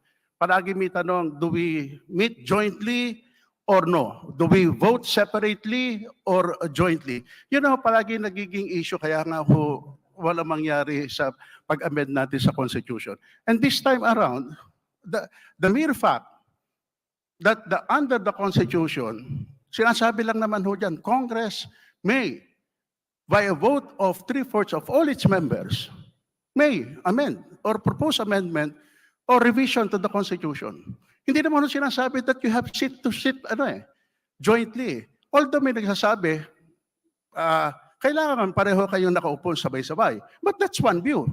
And meron din naman nagsasabi na hindi naman kailangan, provided that we pass it separately, we vote on it separately, na 3/4 vote allowed by the Constitution, because the Constitution allowed both houses of Congress to create our own rules. And under our rules, we are authorized to propose amendment.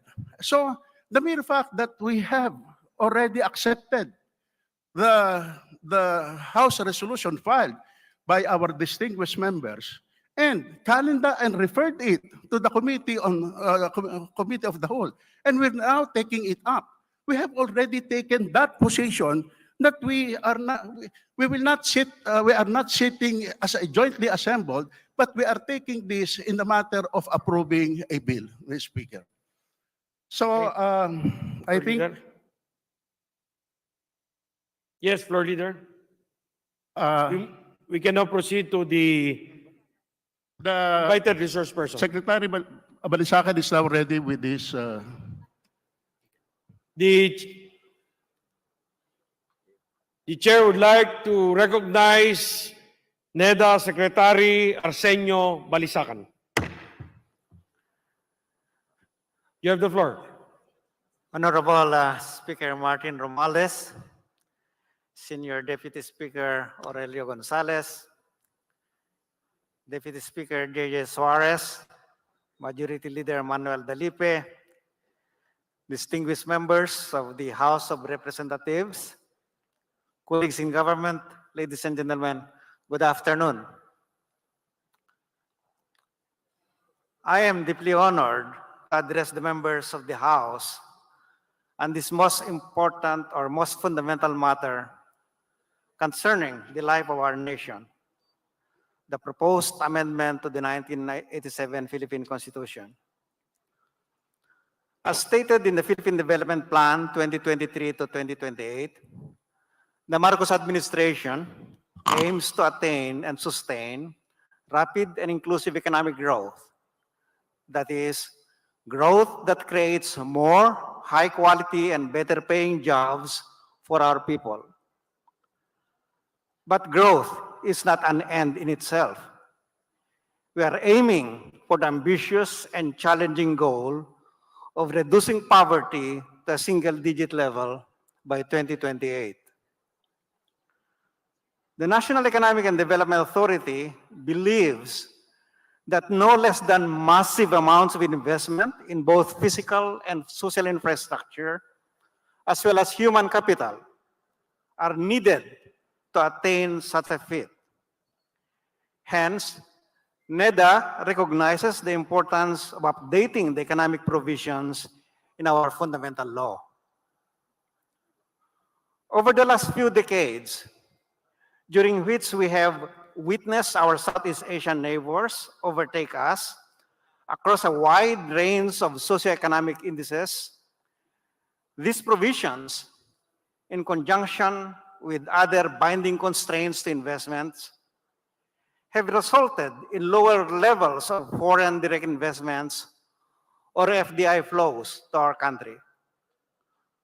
Compared to our dynamic neighbors, historical data show that the Philippines has obtained a smaller share of FDI inflows that could have generated more economic and social opportunities crucial for inclusive growth and development.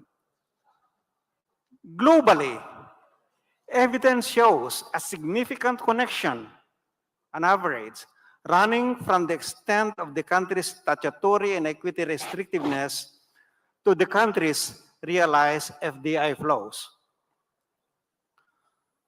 As a member of the academic community and a student of Philippine economic development, we have studied and witnessed how our nation has missed several chances to attract FDI, technological know-how, and managerial talent that our economy needs to raise its productivity and competitiveness in the global arena. Though we have made significant progress, our neighbors have proceeded at a far more desirable pace. We must catch up, not be held back by uncompetitive markets dominated by a few players, expensive inputs that result in higher prices for end consumers, and incomplete value chains that prevent us from producing more technologically complex goods and services. President Marcos has given his directive. The Constitution must be updated to meet the daunting challenges of the present and prepare us for the uncertainties and complexities of the future. We must lift restrictions on critical sectors such as public utilities, education, mass media, and advertising, so that we can realize their untapped potential and enable them to contribute to the country's economic progress. Opening up public utilities to foreign investment will improve the quality and affordability of services such as energy and water distribution, and offer viable options to address the financing gaps in the infrastructure sector. In the education sector, this initiative will ensure that Filipinos can access global knowledge, skills, and technology that can nurture a culture of innovation, positioning the Philippines as a competitive hub for knowledge exchange in the region. In this era of globalization, allowing foreign investment in mass media will also enable local media professionals to increase their global presence. More importantly, this will allow the industry to modernize, expand markets, and keep pace with international trends. Additionally, allowing foreign investment in advertising will introduce new ideas, technologies, and best practices that can enhance the effectiveness and reinvigorate the creative excellence of our local advertising industry. NEDA has been asked if the amendments of the Constitution are included among the priorities contained in the PDP 2023 to 2028. While the plan outlines that strategies that we need to carry out to attain our medium-term targets, the reform agenda included modifications to executive issuances and specific pieces of legislation, given our current legal and regulatory framework. To be sure, this initiative will not solve all our economic ills. Amending these economic provisions is one complementary strategy to unlock the country's economic potential. Let me emphasize that we only reap the benefits I mentioned if we also address the other problems involving high energy costs, inadequate connectivity infrastructure, slow bureaucratic processes, inconsistent local and national regulations, and highly concerning learning poverty and malnutrition. Conversely, a policy environment promoting openness to foreign investment can exert more significant pressure on the government to urgently address the complex challenges I have mentioned. In conclusion, I urge our legislators to proceed with deliberation and prudence in considering these amendments. Let us work together to ensure that any of the changes we make are not only responsive to the needs of our time, but also serve as the foundation for a more prosperous, resilient, and inclusive future for all Filipinos. Thank you. Thank you very much, Secretary Balisacan. Floor Leader. Next resource person to be recognized, Speaker, is Yusek Seno Ronald Abencio, Chief Economist from the Department of Finance. The Chair would like to recognize Yusek Seno Ronald Abenoa, Chief Economist, Department of Finance. You have the floor. Thank you, and good afternoon, Your Honor. Good afternoon to the Honorable Speaker and our honorable representatives, as well as our colleagues in government and our stakeholders in the private sector. The current review and proposed amendments in the 1987 Constitution is an opportunity to liberalize certain sectors which could attract more foreign direct investments. In general, looking at the experience of countries over the years, countries with liberalized and investor-friendly policies have experienced substantial gains in foreign direct investments. And in looking at those experiences, we can see that the acceleration in the inflow of FDIs have resulted in multidimensional benefits, including faster economic growth, possible technology transfers, improvements in human capital development, and even increase in tax revenues for the host country.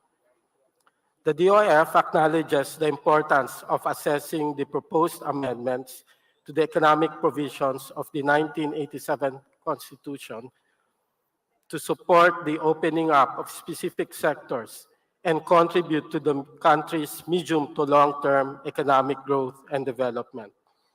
We would like to emphasize that the review could concentrate on certain economic aspects, including in the areas of public utilities, mass media, advertising, education, and mining, but could exclude land ownership liberalization. In line with this, the DOF proposes the outright deletion of foreign restrictions in the areas of educational institutions, mass media, and advertising. This effort to fully liberalize and lift such restrictions contribute to a policy environment that will make the economic regime more adaptable and responsive to current social and economic realities. It will also send a clear signal to the international community that the Philippines is open for business, making way for foreign investments. It is hoped that the inflow, the liberal foreign ownership rules would stimulate economic productivity, growth, employment generation, and promote healthy competition. Second, the DOF is also proposing the insertion of the phrase, unless otherwise provided by law, the provision on the public utilities, as well as the nationality requirement for co-production, joint venture, or production sharing for the exploration, development, and utilization of natural resources, as in the case of mineral resources. This will give Congress the flexibility to enact laws that would free up the economy to foreign investors. This is a subtle approach and could provide more discussions on the direction of the liberalization. Lastly, we would like to highlight that the challenges being encountered by our country in attracting FDIs does not solely be attributed to the existing restrictive economic provisions. This is in recognition that there are other factors that are also important in attracting foreign investments, including, for example, improving the ease of doing business, as well as the governance environment in the country. Macroeconomic stability, as well as sustained investments, both on physical infrastructure and on human capital, is also important, as emphasized by our NEDA Secretary. In view thereof, the DOF would like to emphasize that these discussions on the amendments to the 1987 Constitution will form a part, or should form a part, of a broader package of measures aimed at enhancing and drawing more investments in the country. It is hoped that we can get more private sector support in getting the transformation of the economy to become more sustainable, inclusive, and more beneficial to our countrymen. We end our statement here, Mr. Chair. Thank you. Thank you very much, Yusek Seno Ronald Abenoja, Chief Economist of the Department of Finance. Floor Leader. Mr. Chairman, I move that we recognize the Honorable Attorney Agaton Teodoro Overo, Assistant Secretary of the Department of Trade and Industry. The Chair would like to recognize Assistant Secretary Agaton Teodoro Overo, Assistant Secretary, Department of Trade and Industry. You have the floor. Thank you, Mr. Speaker, honorable members of this Congress, fellow public servants, colleagues from the private sector, good afternoon. In the words of Secretary Fred Pascual, DTI stands with a call to amend the economic provisions of the 1987 Philippine Constitution. This is not a call for relinquishing our national interest, but rather a strategy to align with the inevitable global economic currents. It is a call for practicality, openness, and strategic action to empower the Philippine economy to reach its full potential. The proposed amendments to the 1987 Constitution are expected to result in more foreign direct investment, international education, globally competitive mass media, international advertising, and modern utilities. Increased investments expand the economy and create jobs. Access to world-class education and research facilities nurtures a culture of innovation, entrepreneurship, and creativity among Filipino students, teachers, and researchers. Allowing for foreign participation in mass media allows more convergence of media, information technology, and telecommunications industries. Collaboration with global counterparts enriches local expertise, refines skills, and positions the Philippines as a hub for creative excellence in advertising. The amendments to the Public Services Act, Retail Trade Liberalization Act, and Foreign Investments Act are considered game changers. However, FDI restrictions are enshrined directly in the Constitution rather than in an investment law or sectoral legislation. DTI supports the amendment of the economic provisions of the 1987 Philippine Constitution to enable the country to adapt and respond to current and future socio-economic conditions. This support is driven by a collective desire for economic and social transformation that will accelerate the uplifting of the lives of all Filipinos. Thank you. Thank you very much, Asek Ubero, floor leader.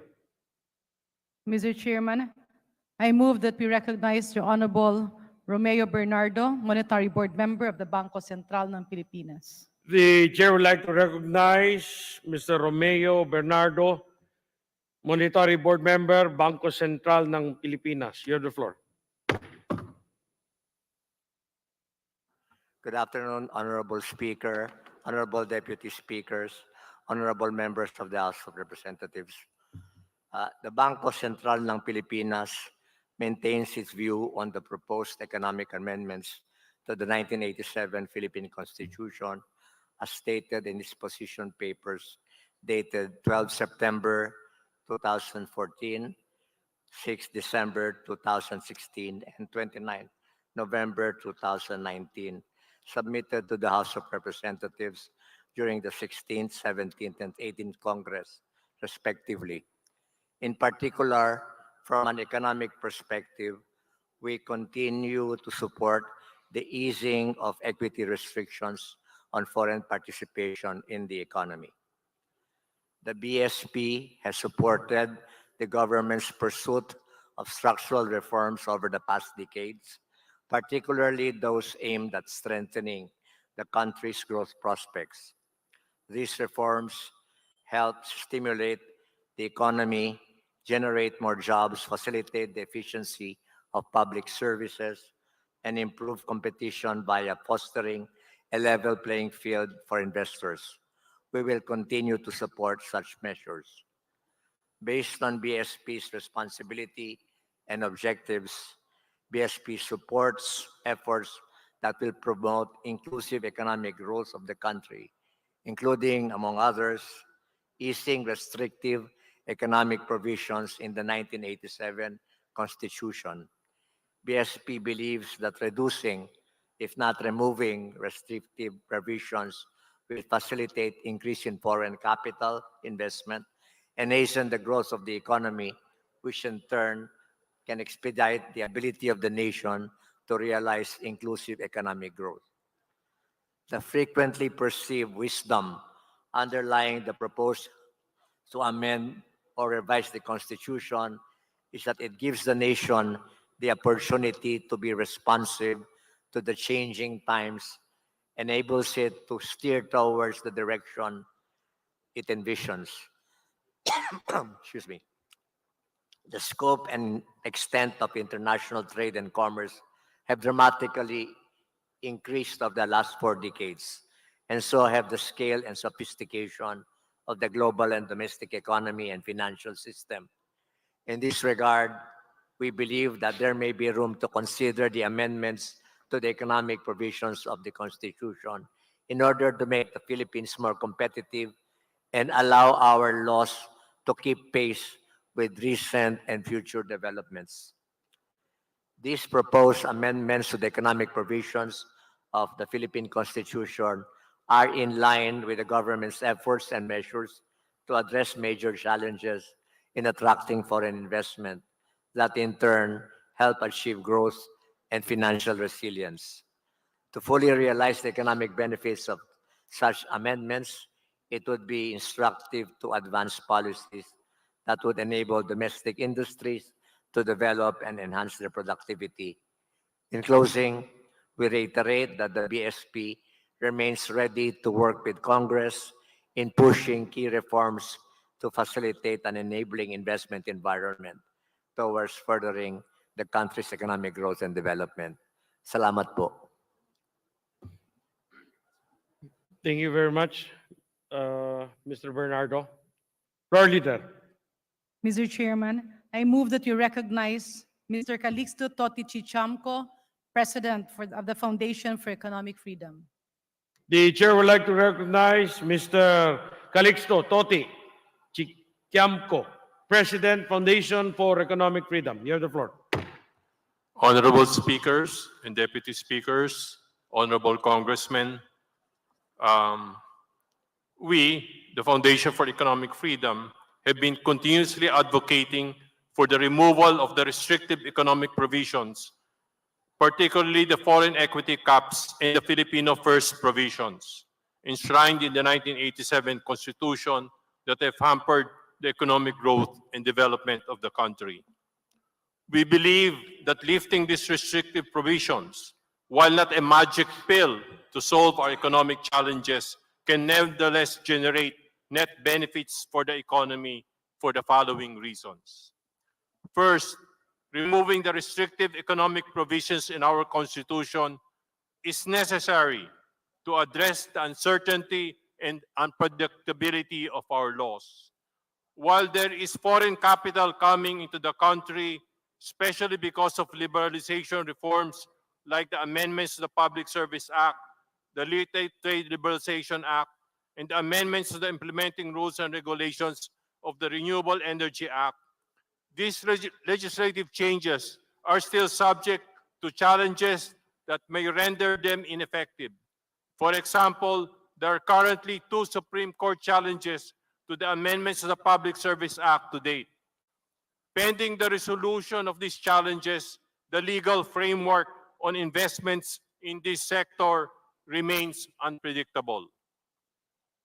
Second, eliminating the restrictive economic provisions in the Constitution is also necessary to allow for greater flexibility and agility in policymaking, so we can adapt to evolving economic needs and realities in both domestic and global settings.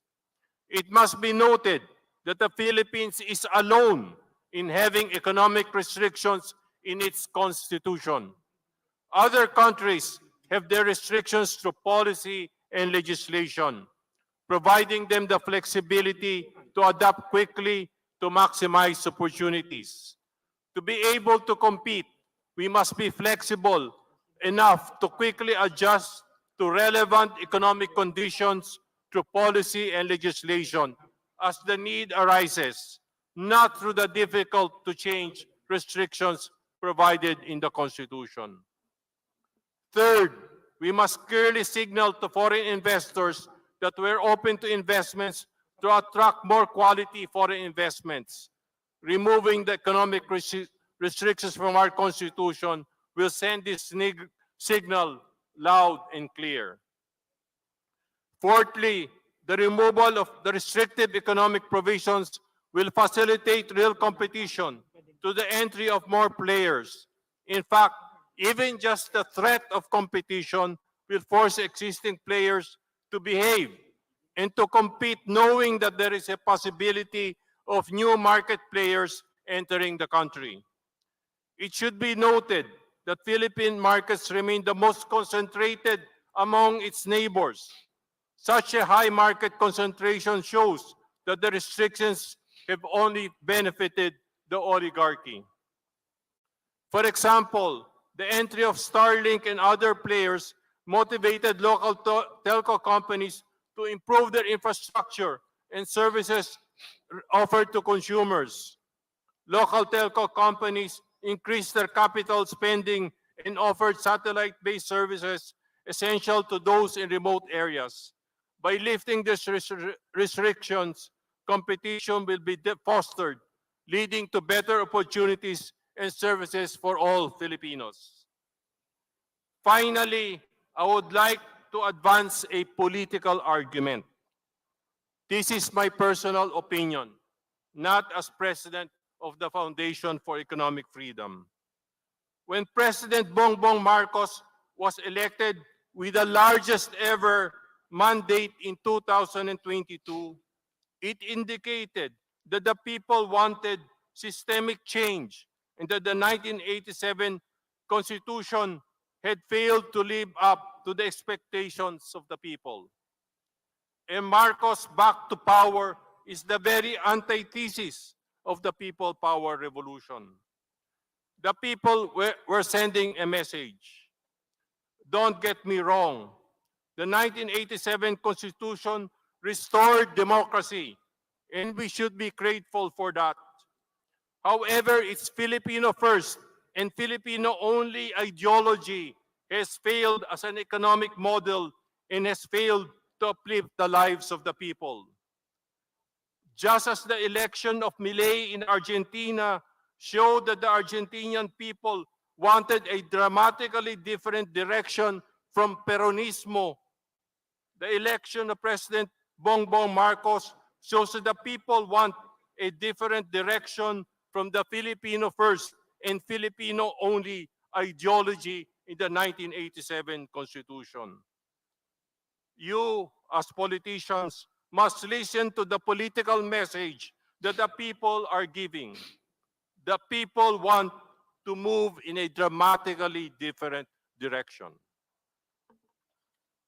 In conclusion, we emphasize that amending the restrictions in the 1987 Constitution is not an end-all and be-all solution. Factors such as lack of infrastructure, expensive power rates, high logistics costs, and red tape continue to deter FDIs.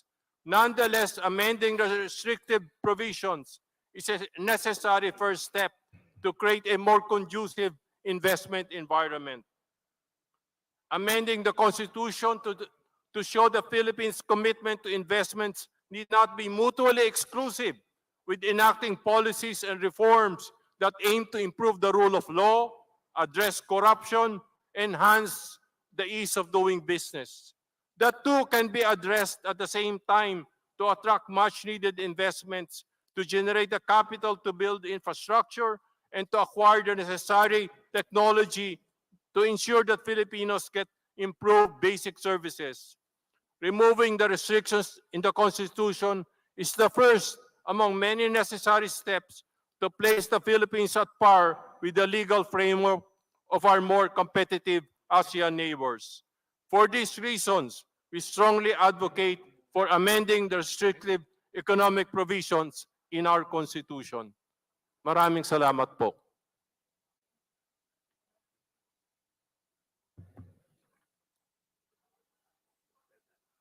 Thank you very much, Mr.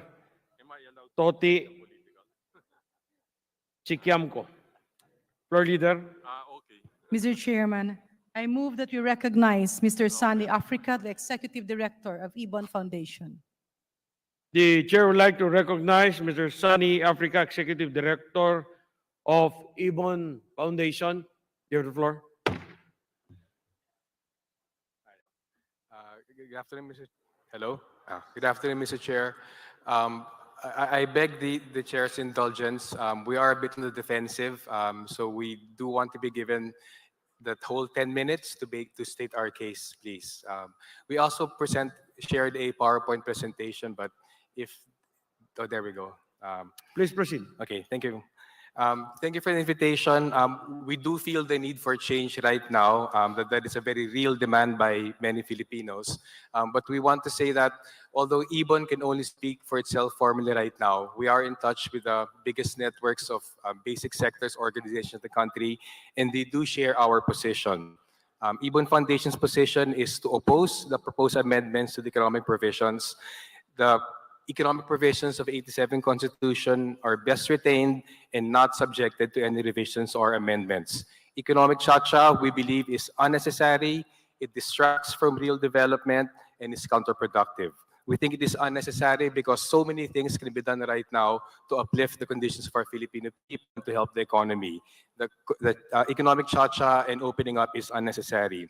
We think it is distracting because the fixation on foreign investment distracts from the more basic changes in strategy. As I was telling my seatmate earlier, we do need a national industrialization policy which can be done better under the current constitution. And it is counterproductive because if we change the constitution, we will be losing legal leverage precisely for the same kind of protective industrial policies that other countries are doing today, including advanced countries like the US, EU, Japan, China, and many other countries na nakatingala tayo. We strongly disagree that foreign investment is a magic bullet for development, and we do sometimes think that sometimes things seem like common sense after being said for so long. But like when the world was shown to be round instead of flat, when confronted with facts, we do want to think that we can reconsider what we think is common sense. Could you please go back, please? We basically have three major points to help the Congress revisit the supposed common sense about the benefits of foreign investment. We will be presenting facts, one, on the supposed restrictiveness of the Philippines, secondly, on the supposed contribution to development of foreign investment, and third, on the supposed connection between restrictiveness and foreign investment. This first slide, I think, is quite important. It is wrong to look at just constitutions as the sign of restrictiveness because in every country in the world, the foreign investment regime is a combination of the law of the land, the constitution, but also prevailing laws. If you look at the totality of constitutions and prevailing laws, the Philippines is actually now among the least restrictive economies of foreign investment in the region. This started with so many laws, starting with the Mining Act of 1995, which allowed 100% foreign ownership under an FTAA, all the way up to the recent laws of the opening public services. We strongly disagree with the notion that inflexibility is a problem. We think that is a wrong analogy. Hindi naman yoga yung economic policy making. If we need the country to regulate foreign investment, whether it's in ordinary law or the law of the land, the point is it needed or not? Flexibility is not something that will benefit economic policy making. And we do argue foreign investment restrictions are necessary. This chart shows foreign investment restrictions, not just in the Philippines, but in Indonesia, Vietnam, Thailand, Malaysia. Also for fun, we put in China. I think very clearly, green shows sectors that are 100% open, that goes all the way from utilities to power to transport, retail, banking, finance, all the way to the end of mass media.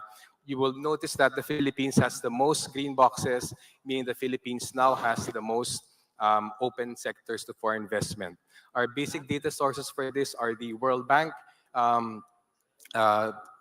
ease of investing across borders, the OECD Foreign Restrictiveness Index, the State Department investment climate statements, and actually we looked at the individual policy regimes of various countries. So categorically, it is untrue that the Philippines is restrictive. The Constitution is restrictive, but if you look at the totality of laws, the Philippines is among the least restrictive economies of foreign investment in the region. Next slide. Despite all the claims about foreign investment being small in the Philippines, it is true. The Philippines has less foreign investment than Singapore, Thailand, Indonesia, or Vietnam, but we have more foreign investment than Cambodia, Myanmar, and Laos combined. And again, in the same way we disagree that flexibility is a virtue in itself, having more or less investment than others is not a measure of development. The real measure of development is if the foreign investment that comes in, has it helped the Philippines or not? In the case of the Philippines, foreign direct investment stock has grown 40 times since 1987 to $113 billion today. Measured as a share of GDP, it grew from 7.4% in 1987 to almost 30%, 28% in 2022. The question is, after so much foreign investment in the country, have we developed? Next slide, please. The next slide shows categorically, after decades of foreign direct investment, our fundamentals are unsound, our fundamentals have gotten worse. Manufacturing has fallen to its smallest share of the economy in 75 years, since 1949. Agriculture has fallen to its smallest share of the economy in its entire history. So categorically, we disagree that foreign investment that has come in has helped the Philippine economy. The next slide clearly shows foreign investment is 100% allowed in Filipino manufacturing. I think it should be a point of reflection. Despite manufacturing being 100% open to foreign investment, why has Filipino manufacturing fallen to its smallest share of GDP in 75 years, 17.9% last year? Right now, the Philippines has the second smallest manufacturing sector among our ASEAN neighbors. This is despite about $17 billion in identifiable foreign investment being in manufacturing. Next slide, a bit of insight into the exact problem for that. There's a lot of hype about foreign investment coming in, but we take three examples of Intel, Hanjin, and Malampaya.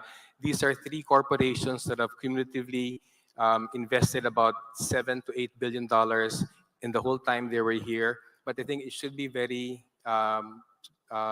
surprising or a point of interest that Intel, despite being in the country for 35 years, despite $1.5 billion in foreign investment, despite at some point giving over $5 billion in exports, and supposedly creating nearly 2,000 jobs, when they left the Philippines in 2009, there was no Philippine domestic electronics industry. Same goes for Hanjin, same goes for Malampaya.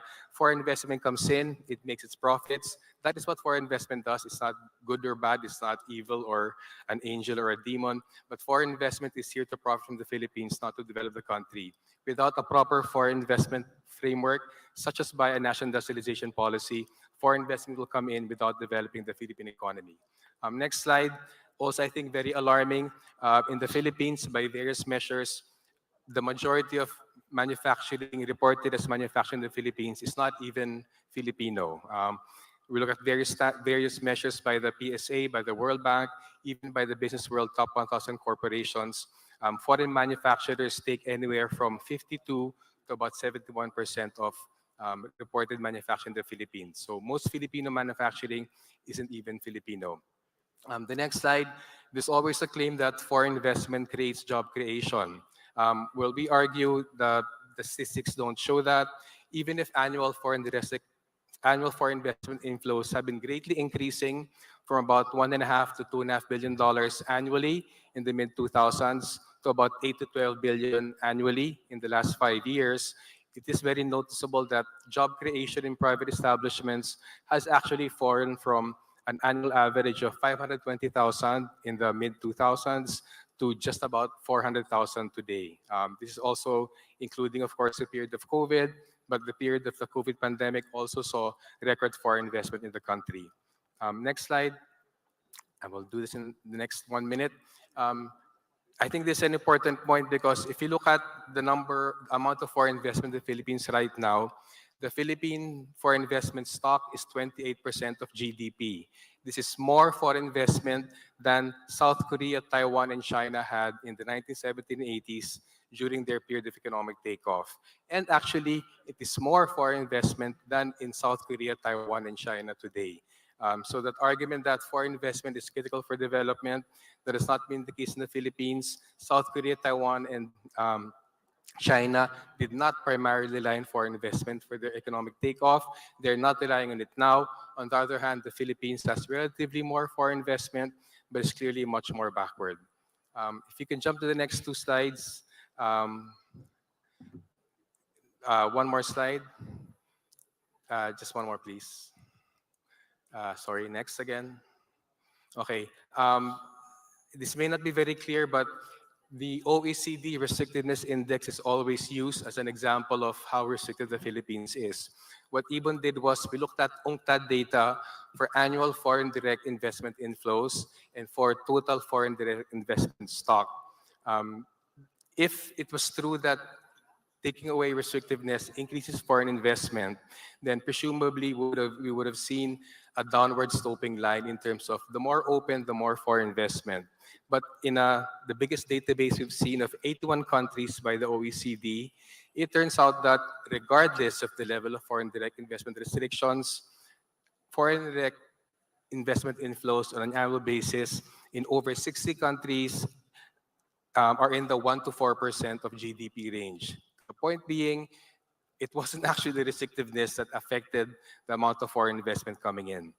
The next slide shows the same point, not just in terms of flows for 2019, the last pre-COVID result, but for total foreign investment stock, the exact same result.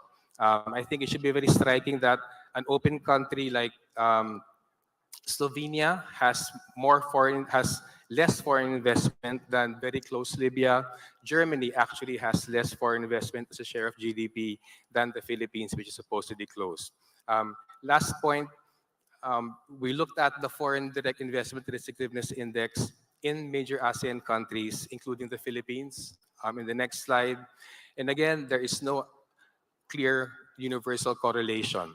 In ASEAN, among our neighbors, there's no result that you reduce the restrictiveness, you increase foreign direct investment. Clearly, in the case of the Philippines, Indonesia, Vietnam, Malaysia, and Thailand, in two countries, as restrictions were reduced, there was a small increase in foreign direct investment as share of GDP. But on the contrary, in three countries, Vietnam, Malaysia, and Thailand, as restrictions were reduced, foreign direct investment as a share of GDP actually fell. So we want to conclude with that point. There is no reason to change the constitution. If you want to develop the country, so much more can be done with the current constitution. If we think that foreign direct investment will automatically help the Philippines, that is not the case in our country or in many other countries. Last point, even changing the restrictiveness will not actually necessarily even increase foreign investment. So we're categorically opposed to the changes. Thank you. Thank you very much. Mr. Sunny Africa, Executive Director of Ibon Foundation. Floor leader. Mr. Chairman, I move that we recognize Professor Raul Fabella, Professor Emeritus of the UP School of Economics. The chair would like to recognize Professor Raul Fabella, Professor Emeritus UP School of Economics via Zoom.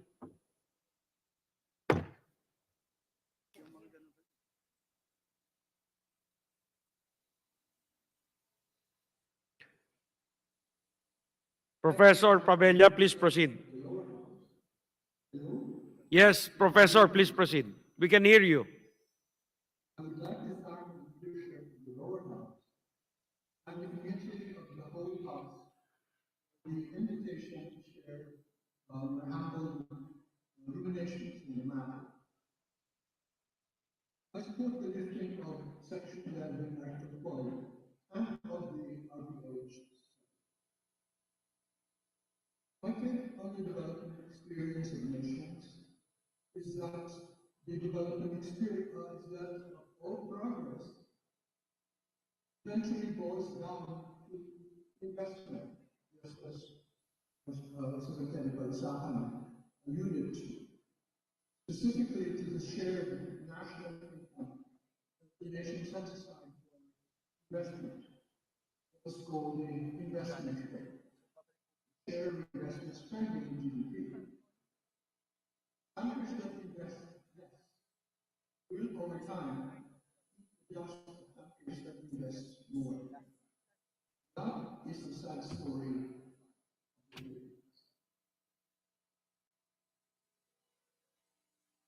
Countries' investment must be financed. First source of investment is national savings. Percent of GDP sets aside for the future. Countries that save more have a greater leeway for financing investment needs.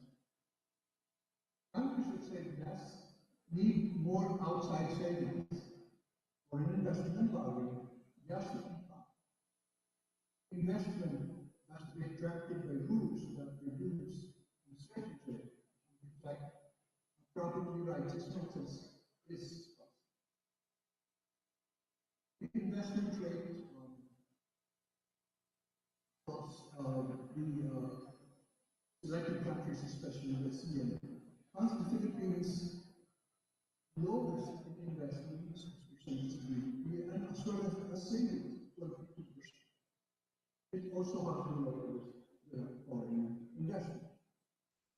Vietnam is higher by about 10% in both counts than the Philippines, and it has, of course, about double the direct foreign investment.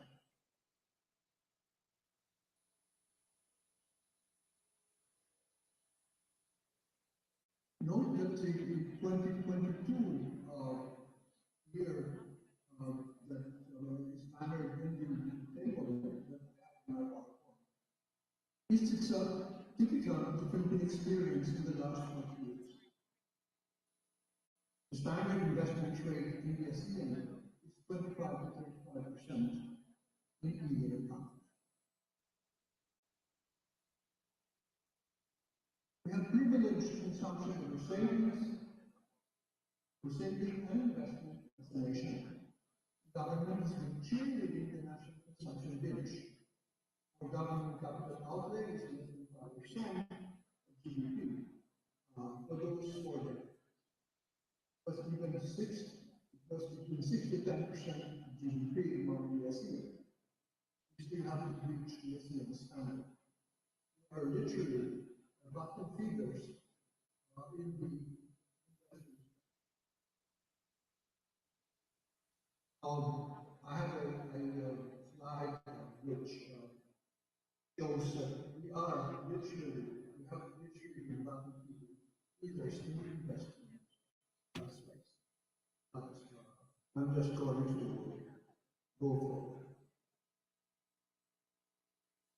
Senator Grace Poe, an erstwhile Supreme Court Justice from Ontario, correctly pointed out one year that never regularly examined constitutional errors through laws and amendments there, such as the PSA. There are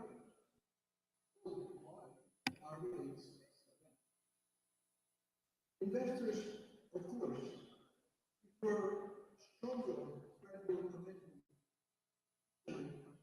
from perceived governance countries. And of course, we are perceived as a weak governance country in the global perspectives. Laws are easier to reverse than constitutions. The latter is therefore more valid and laws as credible commitment device. The stronger the commitment device, the better investors feel about being in one camp. As already mentioned, the Supreme Court started deliberating about the and the lifting of the 64 improved the prospect of more economic activities, investments in Europe. Those government not just education and telecommunications.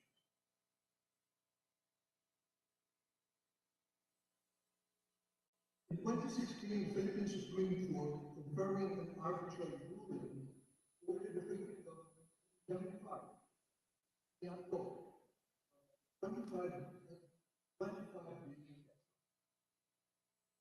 Had the ownership restriction not been there, Terminal 3 would have been run and earning since 2000. The 25 million indemnity would have been 5 million pesos was the cost of foreign ownership. Just one case. Now you can say that ownership of airports is now liberal. But as I've already mentioned, the credibility of laws is lower than the credibility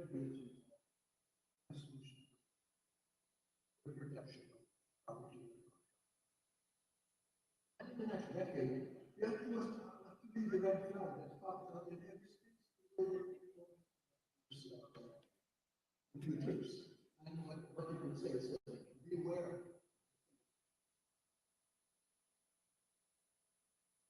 We're gifted by heaven, but we abdicate our right. We fail to make this opportunity loud. However, regardless of whoever can make the land loud, we have it right. Gospel has a dream warning for those who vary their talents. Quote, to take the talent from him and give it to him who has 10 talents, and cast the worthless servant into the outer darkness. Matthew 25.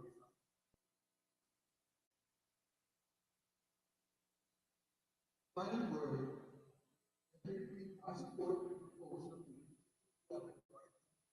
but and indeed, all of other policy instruments masquerading as basic values in the 1987.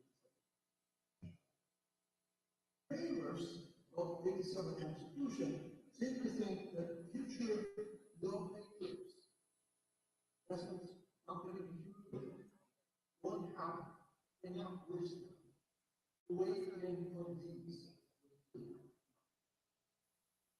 I'm going to be guided by St. Augustine, who before conversion prayed thus, Lord, make me change. Instead, I take comfort from your head. Said, the perfect.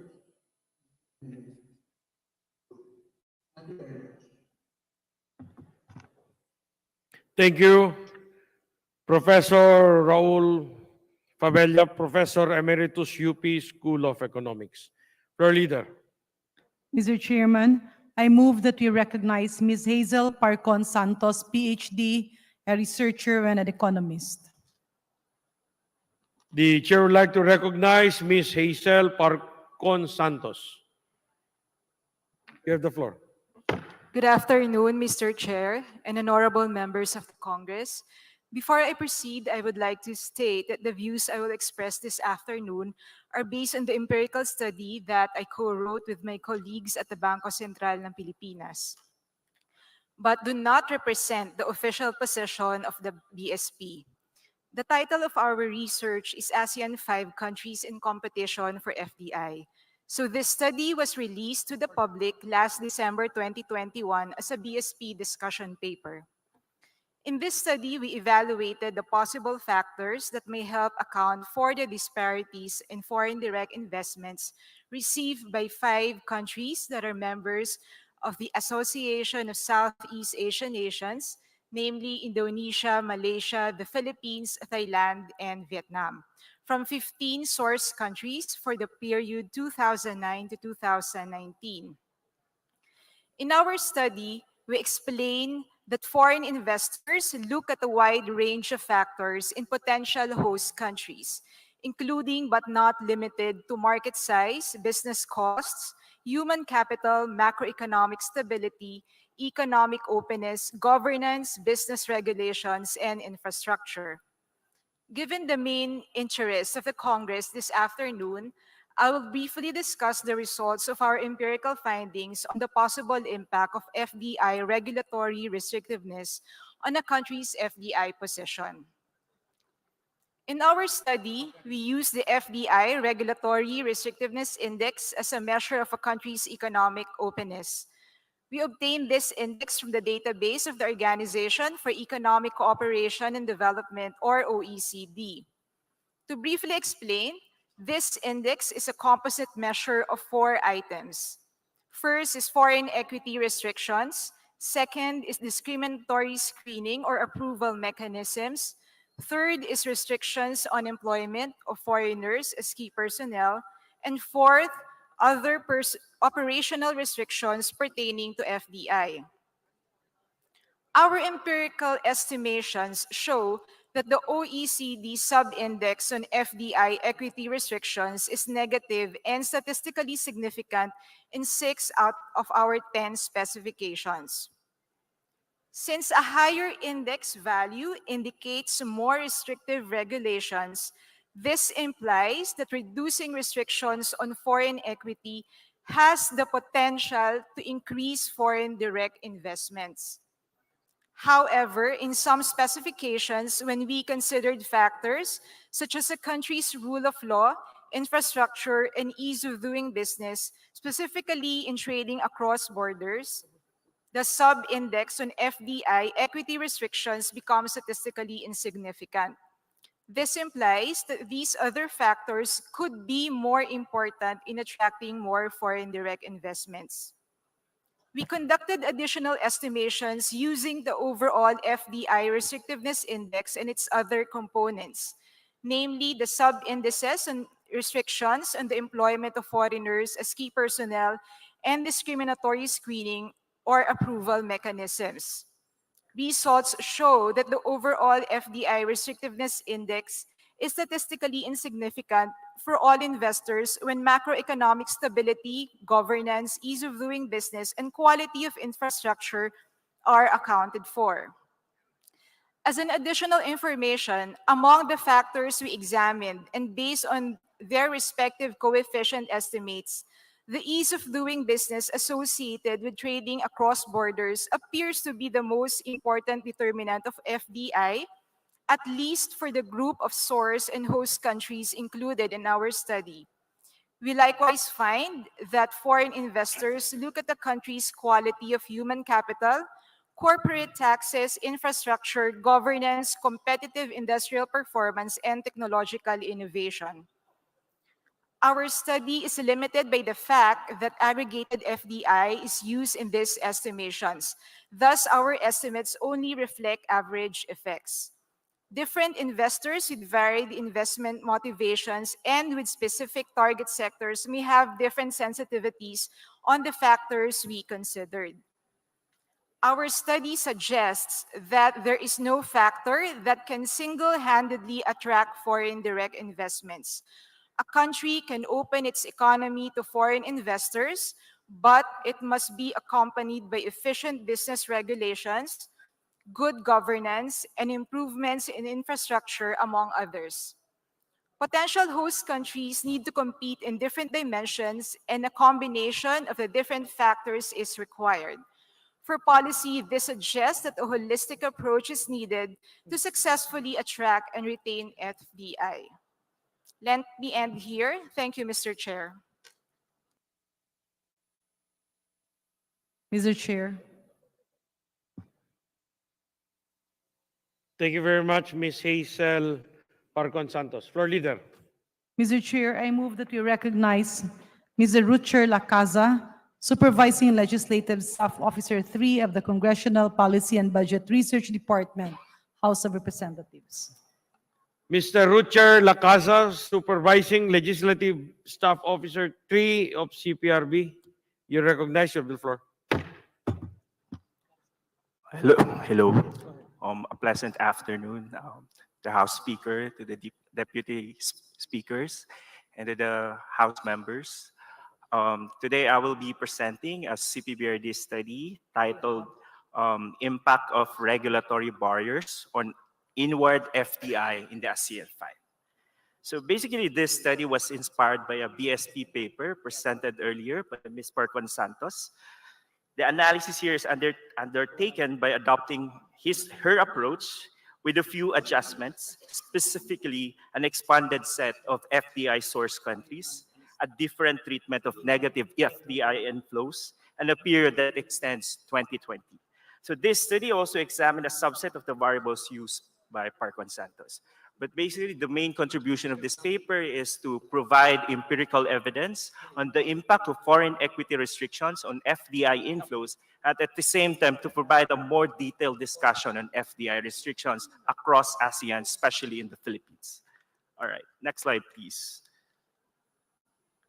So from a highly restrictive and complicated investment regime, Philippines adopted a more open FDI strategy. So in 1991, the Philippines introduced the Foreign Service Act, signaling a shift towards a more open economy. In 1994, Philippines embarked on foreign bank liberalization. Fast forward to 2000, the Philippines implemented the retail trade liberalization.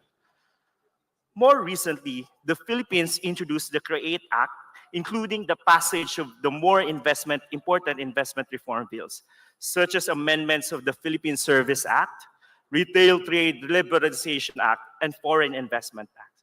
So these reforms have not only attracted FDI, but also stimulated economic growth and development. Next slide, please. Indeed, reforms, can you go back to the previous, please? All right.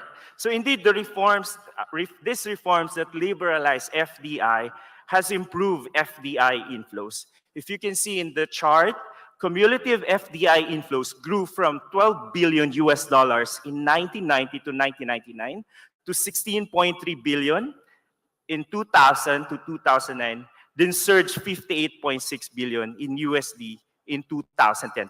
And in just 3 years, it reached 28 billion USD from 2020 to 2022. So basically, FDI inflows in the Philippines have significantly improved over the past year, despite restrictiveness. However, despite growing FDI inflows, the Philippines continues to lag behind its neighbors in the region. So the Philippines ranked 6 out of 10 ASEAN countries in 2020. So despite being in the same region and sharing similar economic opportunities, the Philippine FDI net inflows have not seen the same level of FDI as countries like Indonesia and Vietnam. So in this study, we hypothesize that while we continue to invest in human capital, improve governance, and other important factors that attract FDI, we believe that there is a need to ease restrictions, regulatory restrictions on FDI to attract more foreign investment. Now, all right. So next slide, please. So to introduce you our variable of interest, we use the OECD FDI Regulatory Restrictiveness Index. So basically, it measures the level of restrictiveness of policies implemented in 85 countries. So restrictions are evaluated from 0 on a scale of 0 means open and 1 means closed. Now, it is important to note that the index assesses the restrictiveness of FDI policies in economy, not the overall attractiveness of a country as an FDI institution, destination, sorry.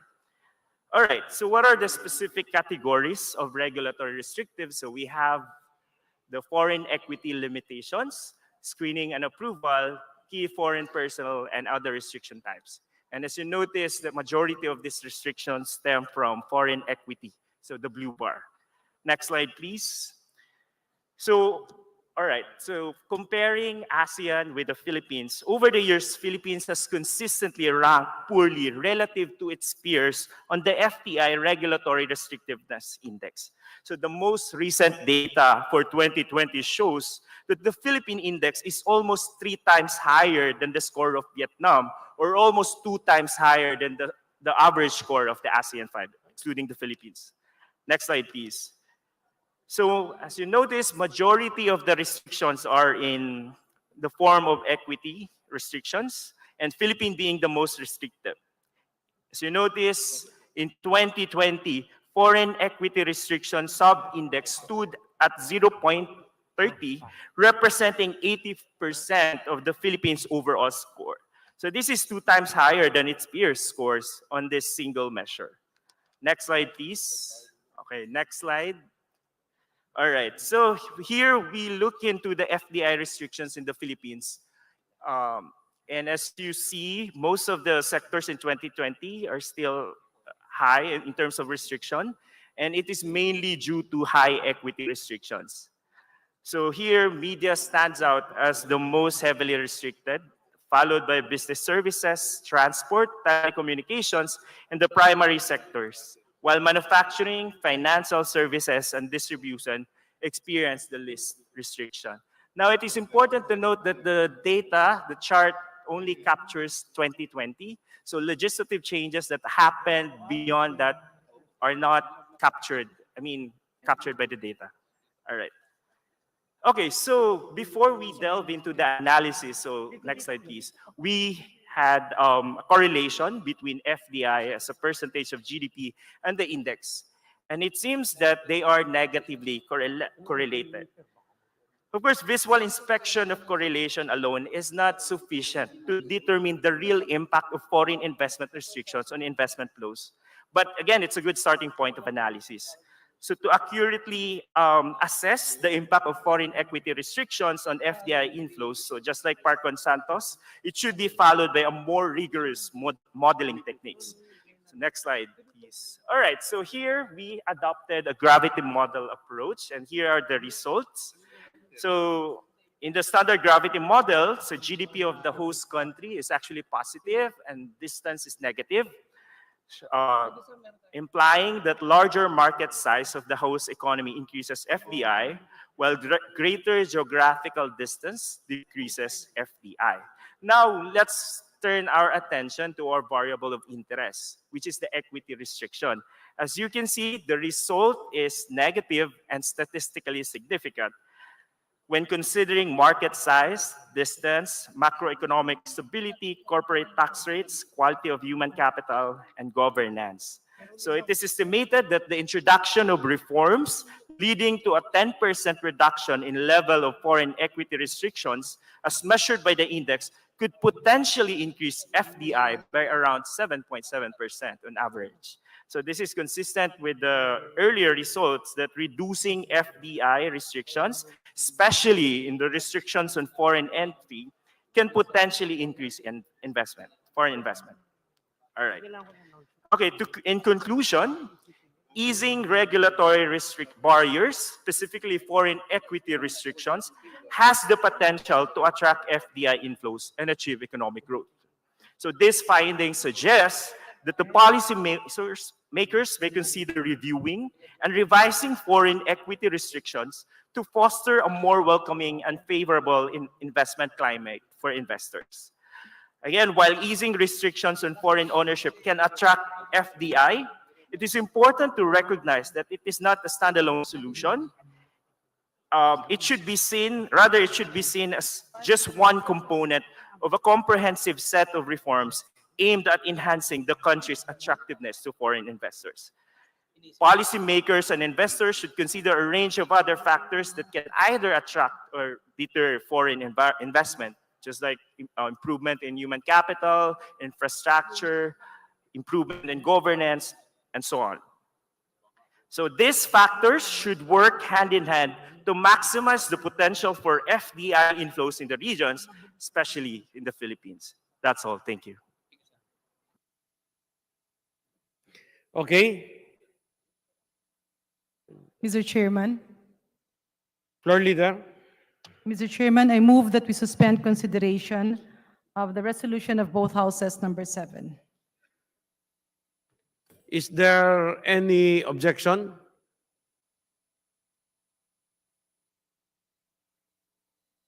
There is none. Motion is approved. Floor leader, we will just suspend Yeah, Mr. Speaker, Mr. the Chairman. hearing of the committee of the whole house, and we will have our plenary session. We'll just take up one very important matter. Then when we will adjourn the plenary session and we'll resume back again to our committee of the whole. Yes, Mr. Chairman, in line with that, I move that we suspend the committee hearing of the committee as a whole. There's a motion to suspend the hearing of the committee of the whole. Any objection? This hearing is suspended. We'd like to remind our resource persons to stay put. We will just have our regular session and take up very important matters, and after which, when we adjourn right away, after taking the very important matters, we will resume the committee of the whole house.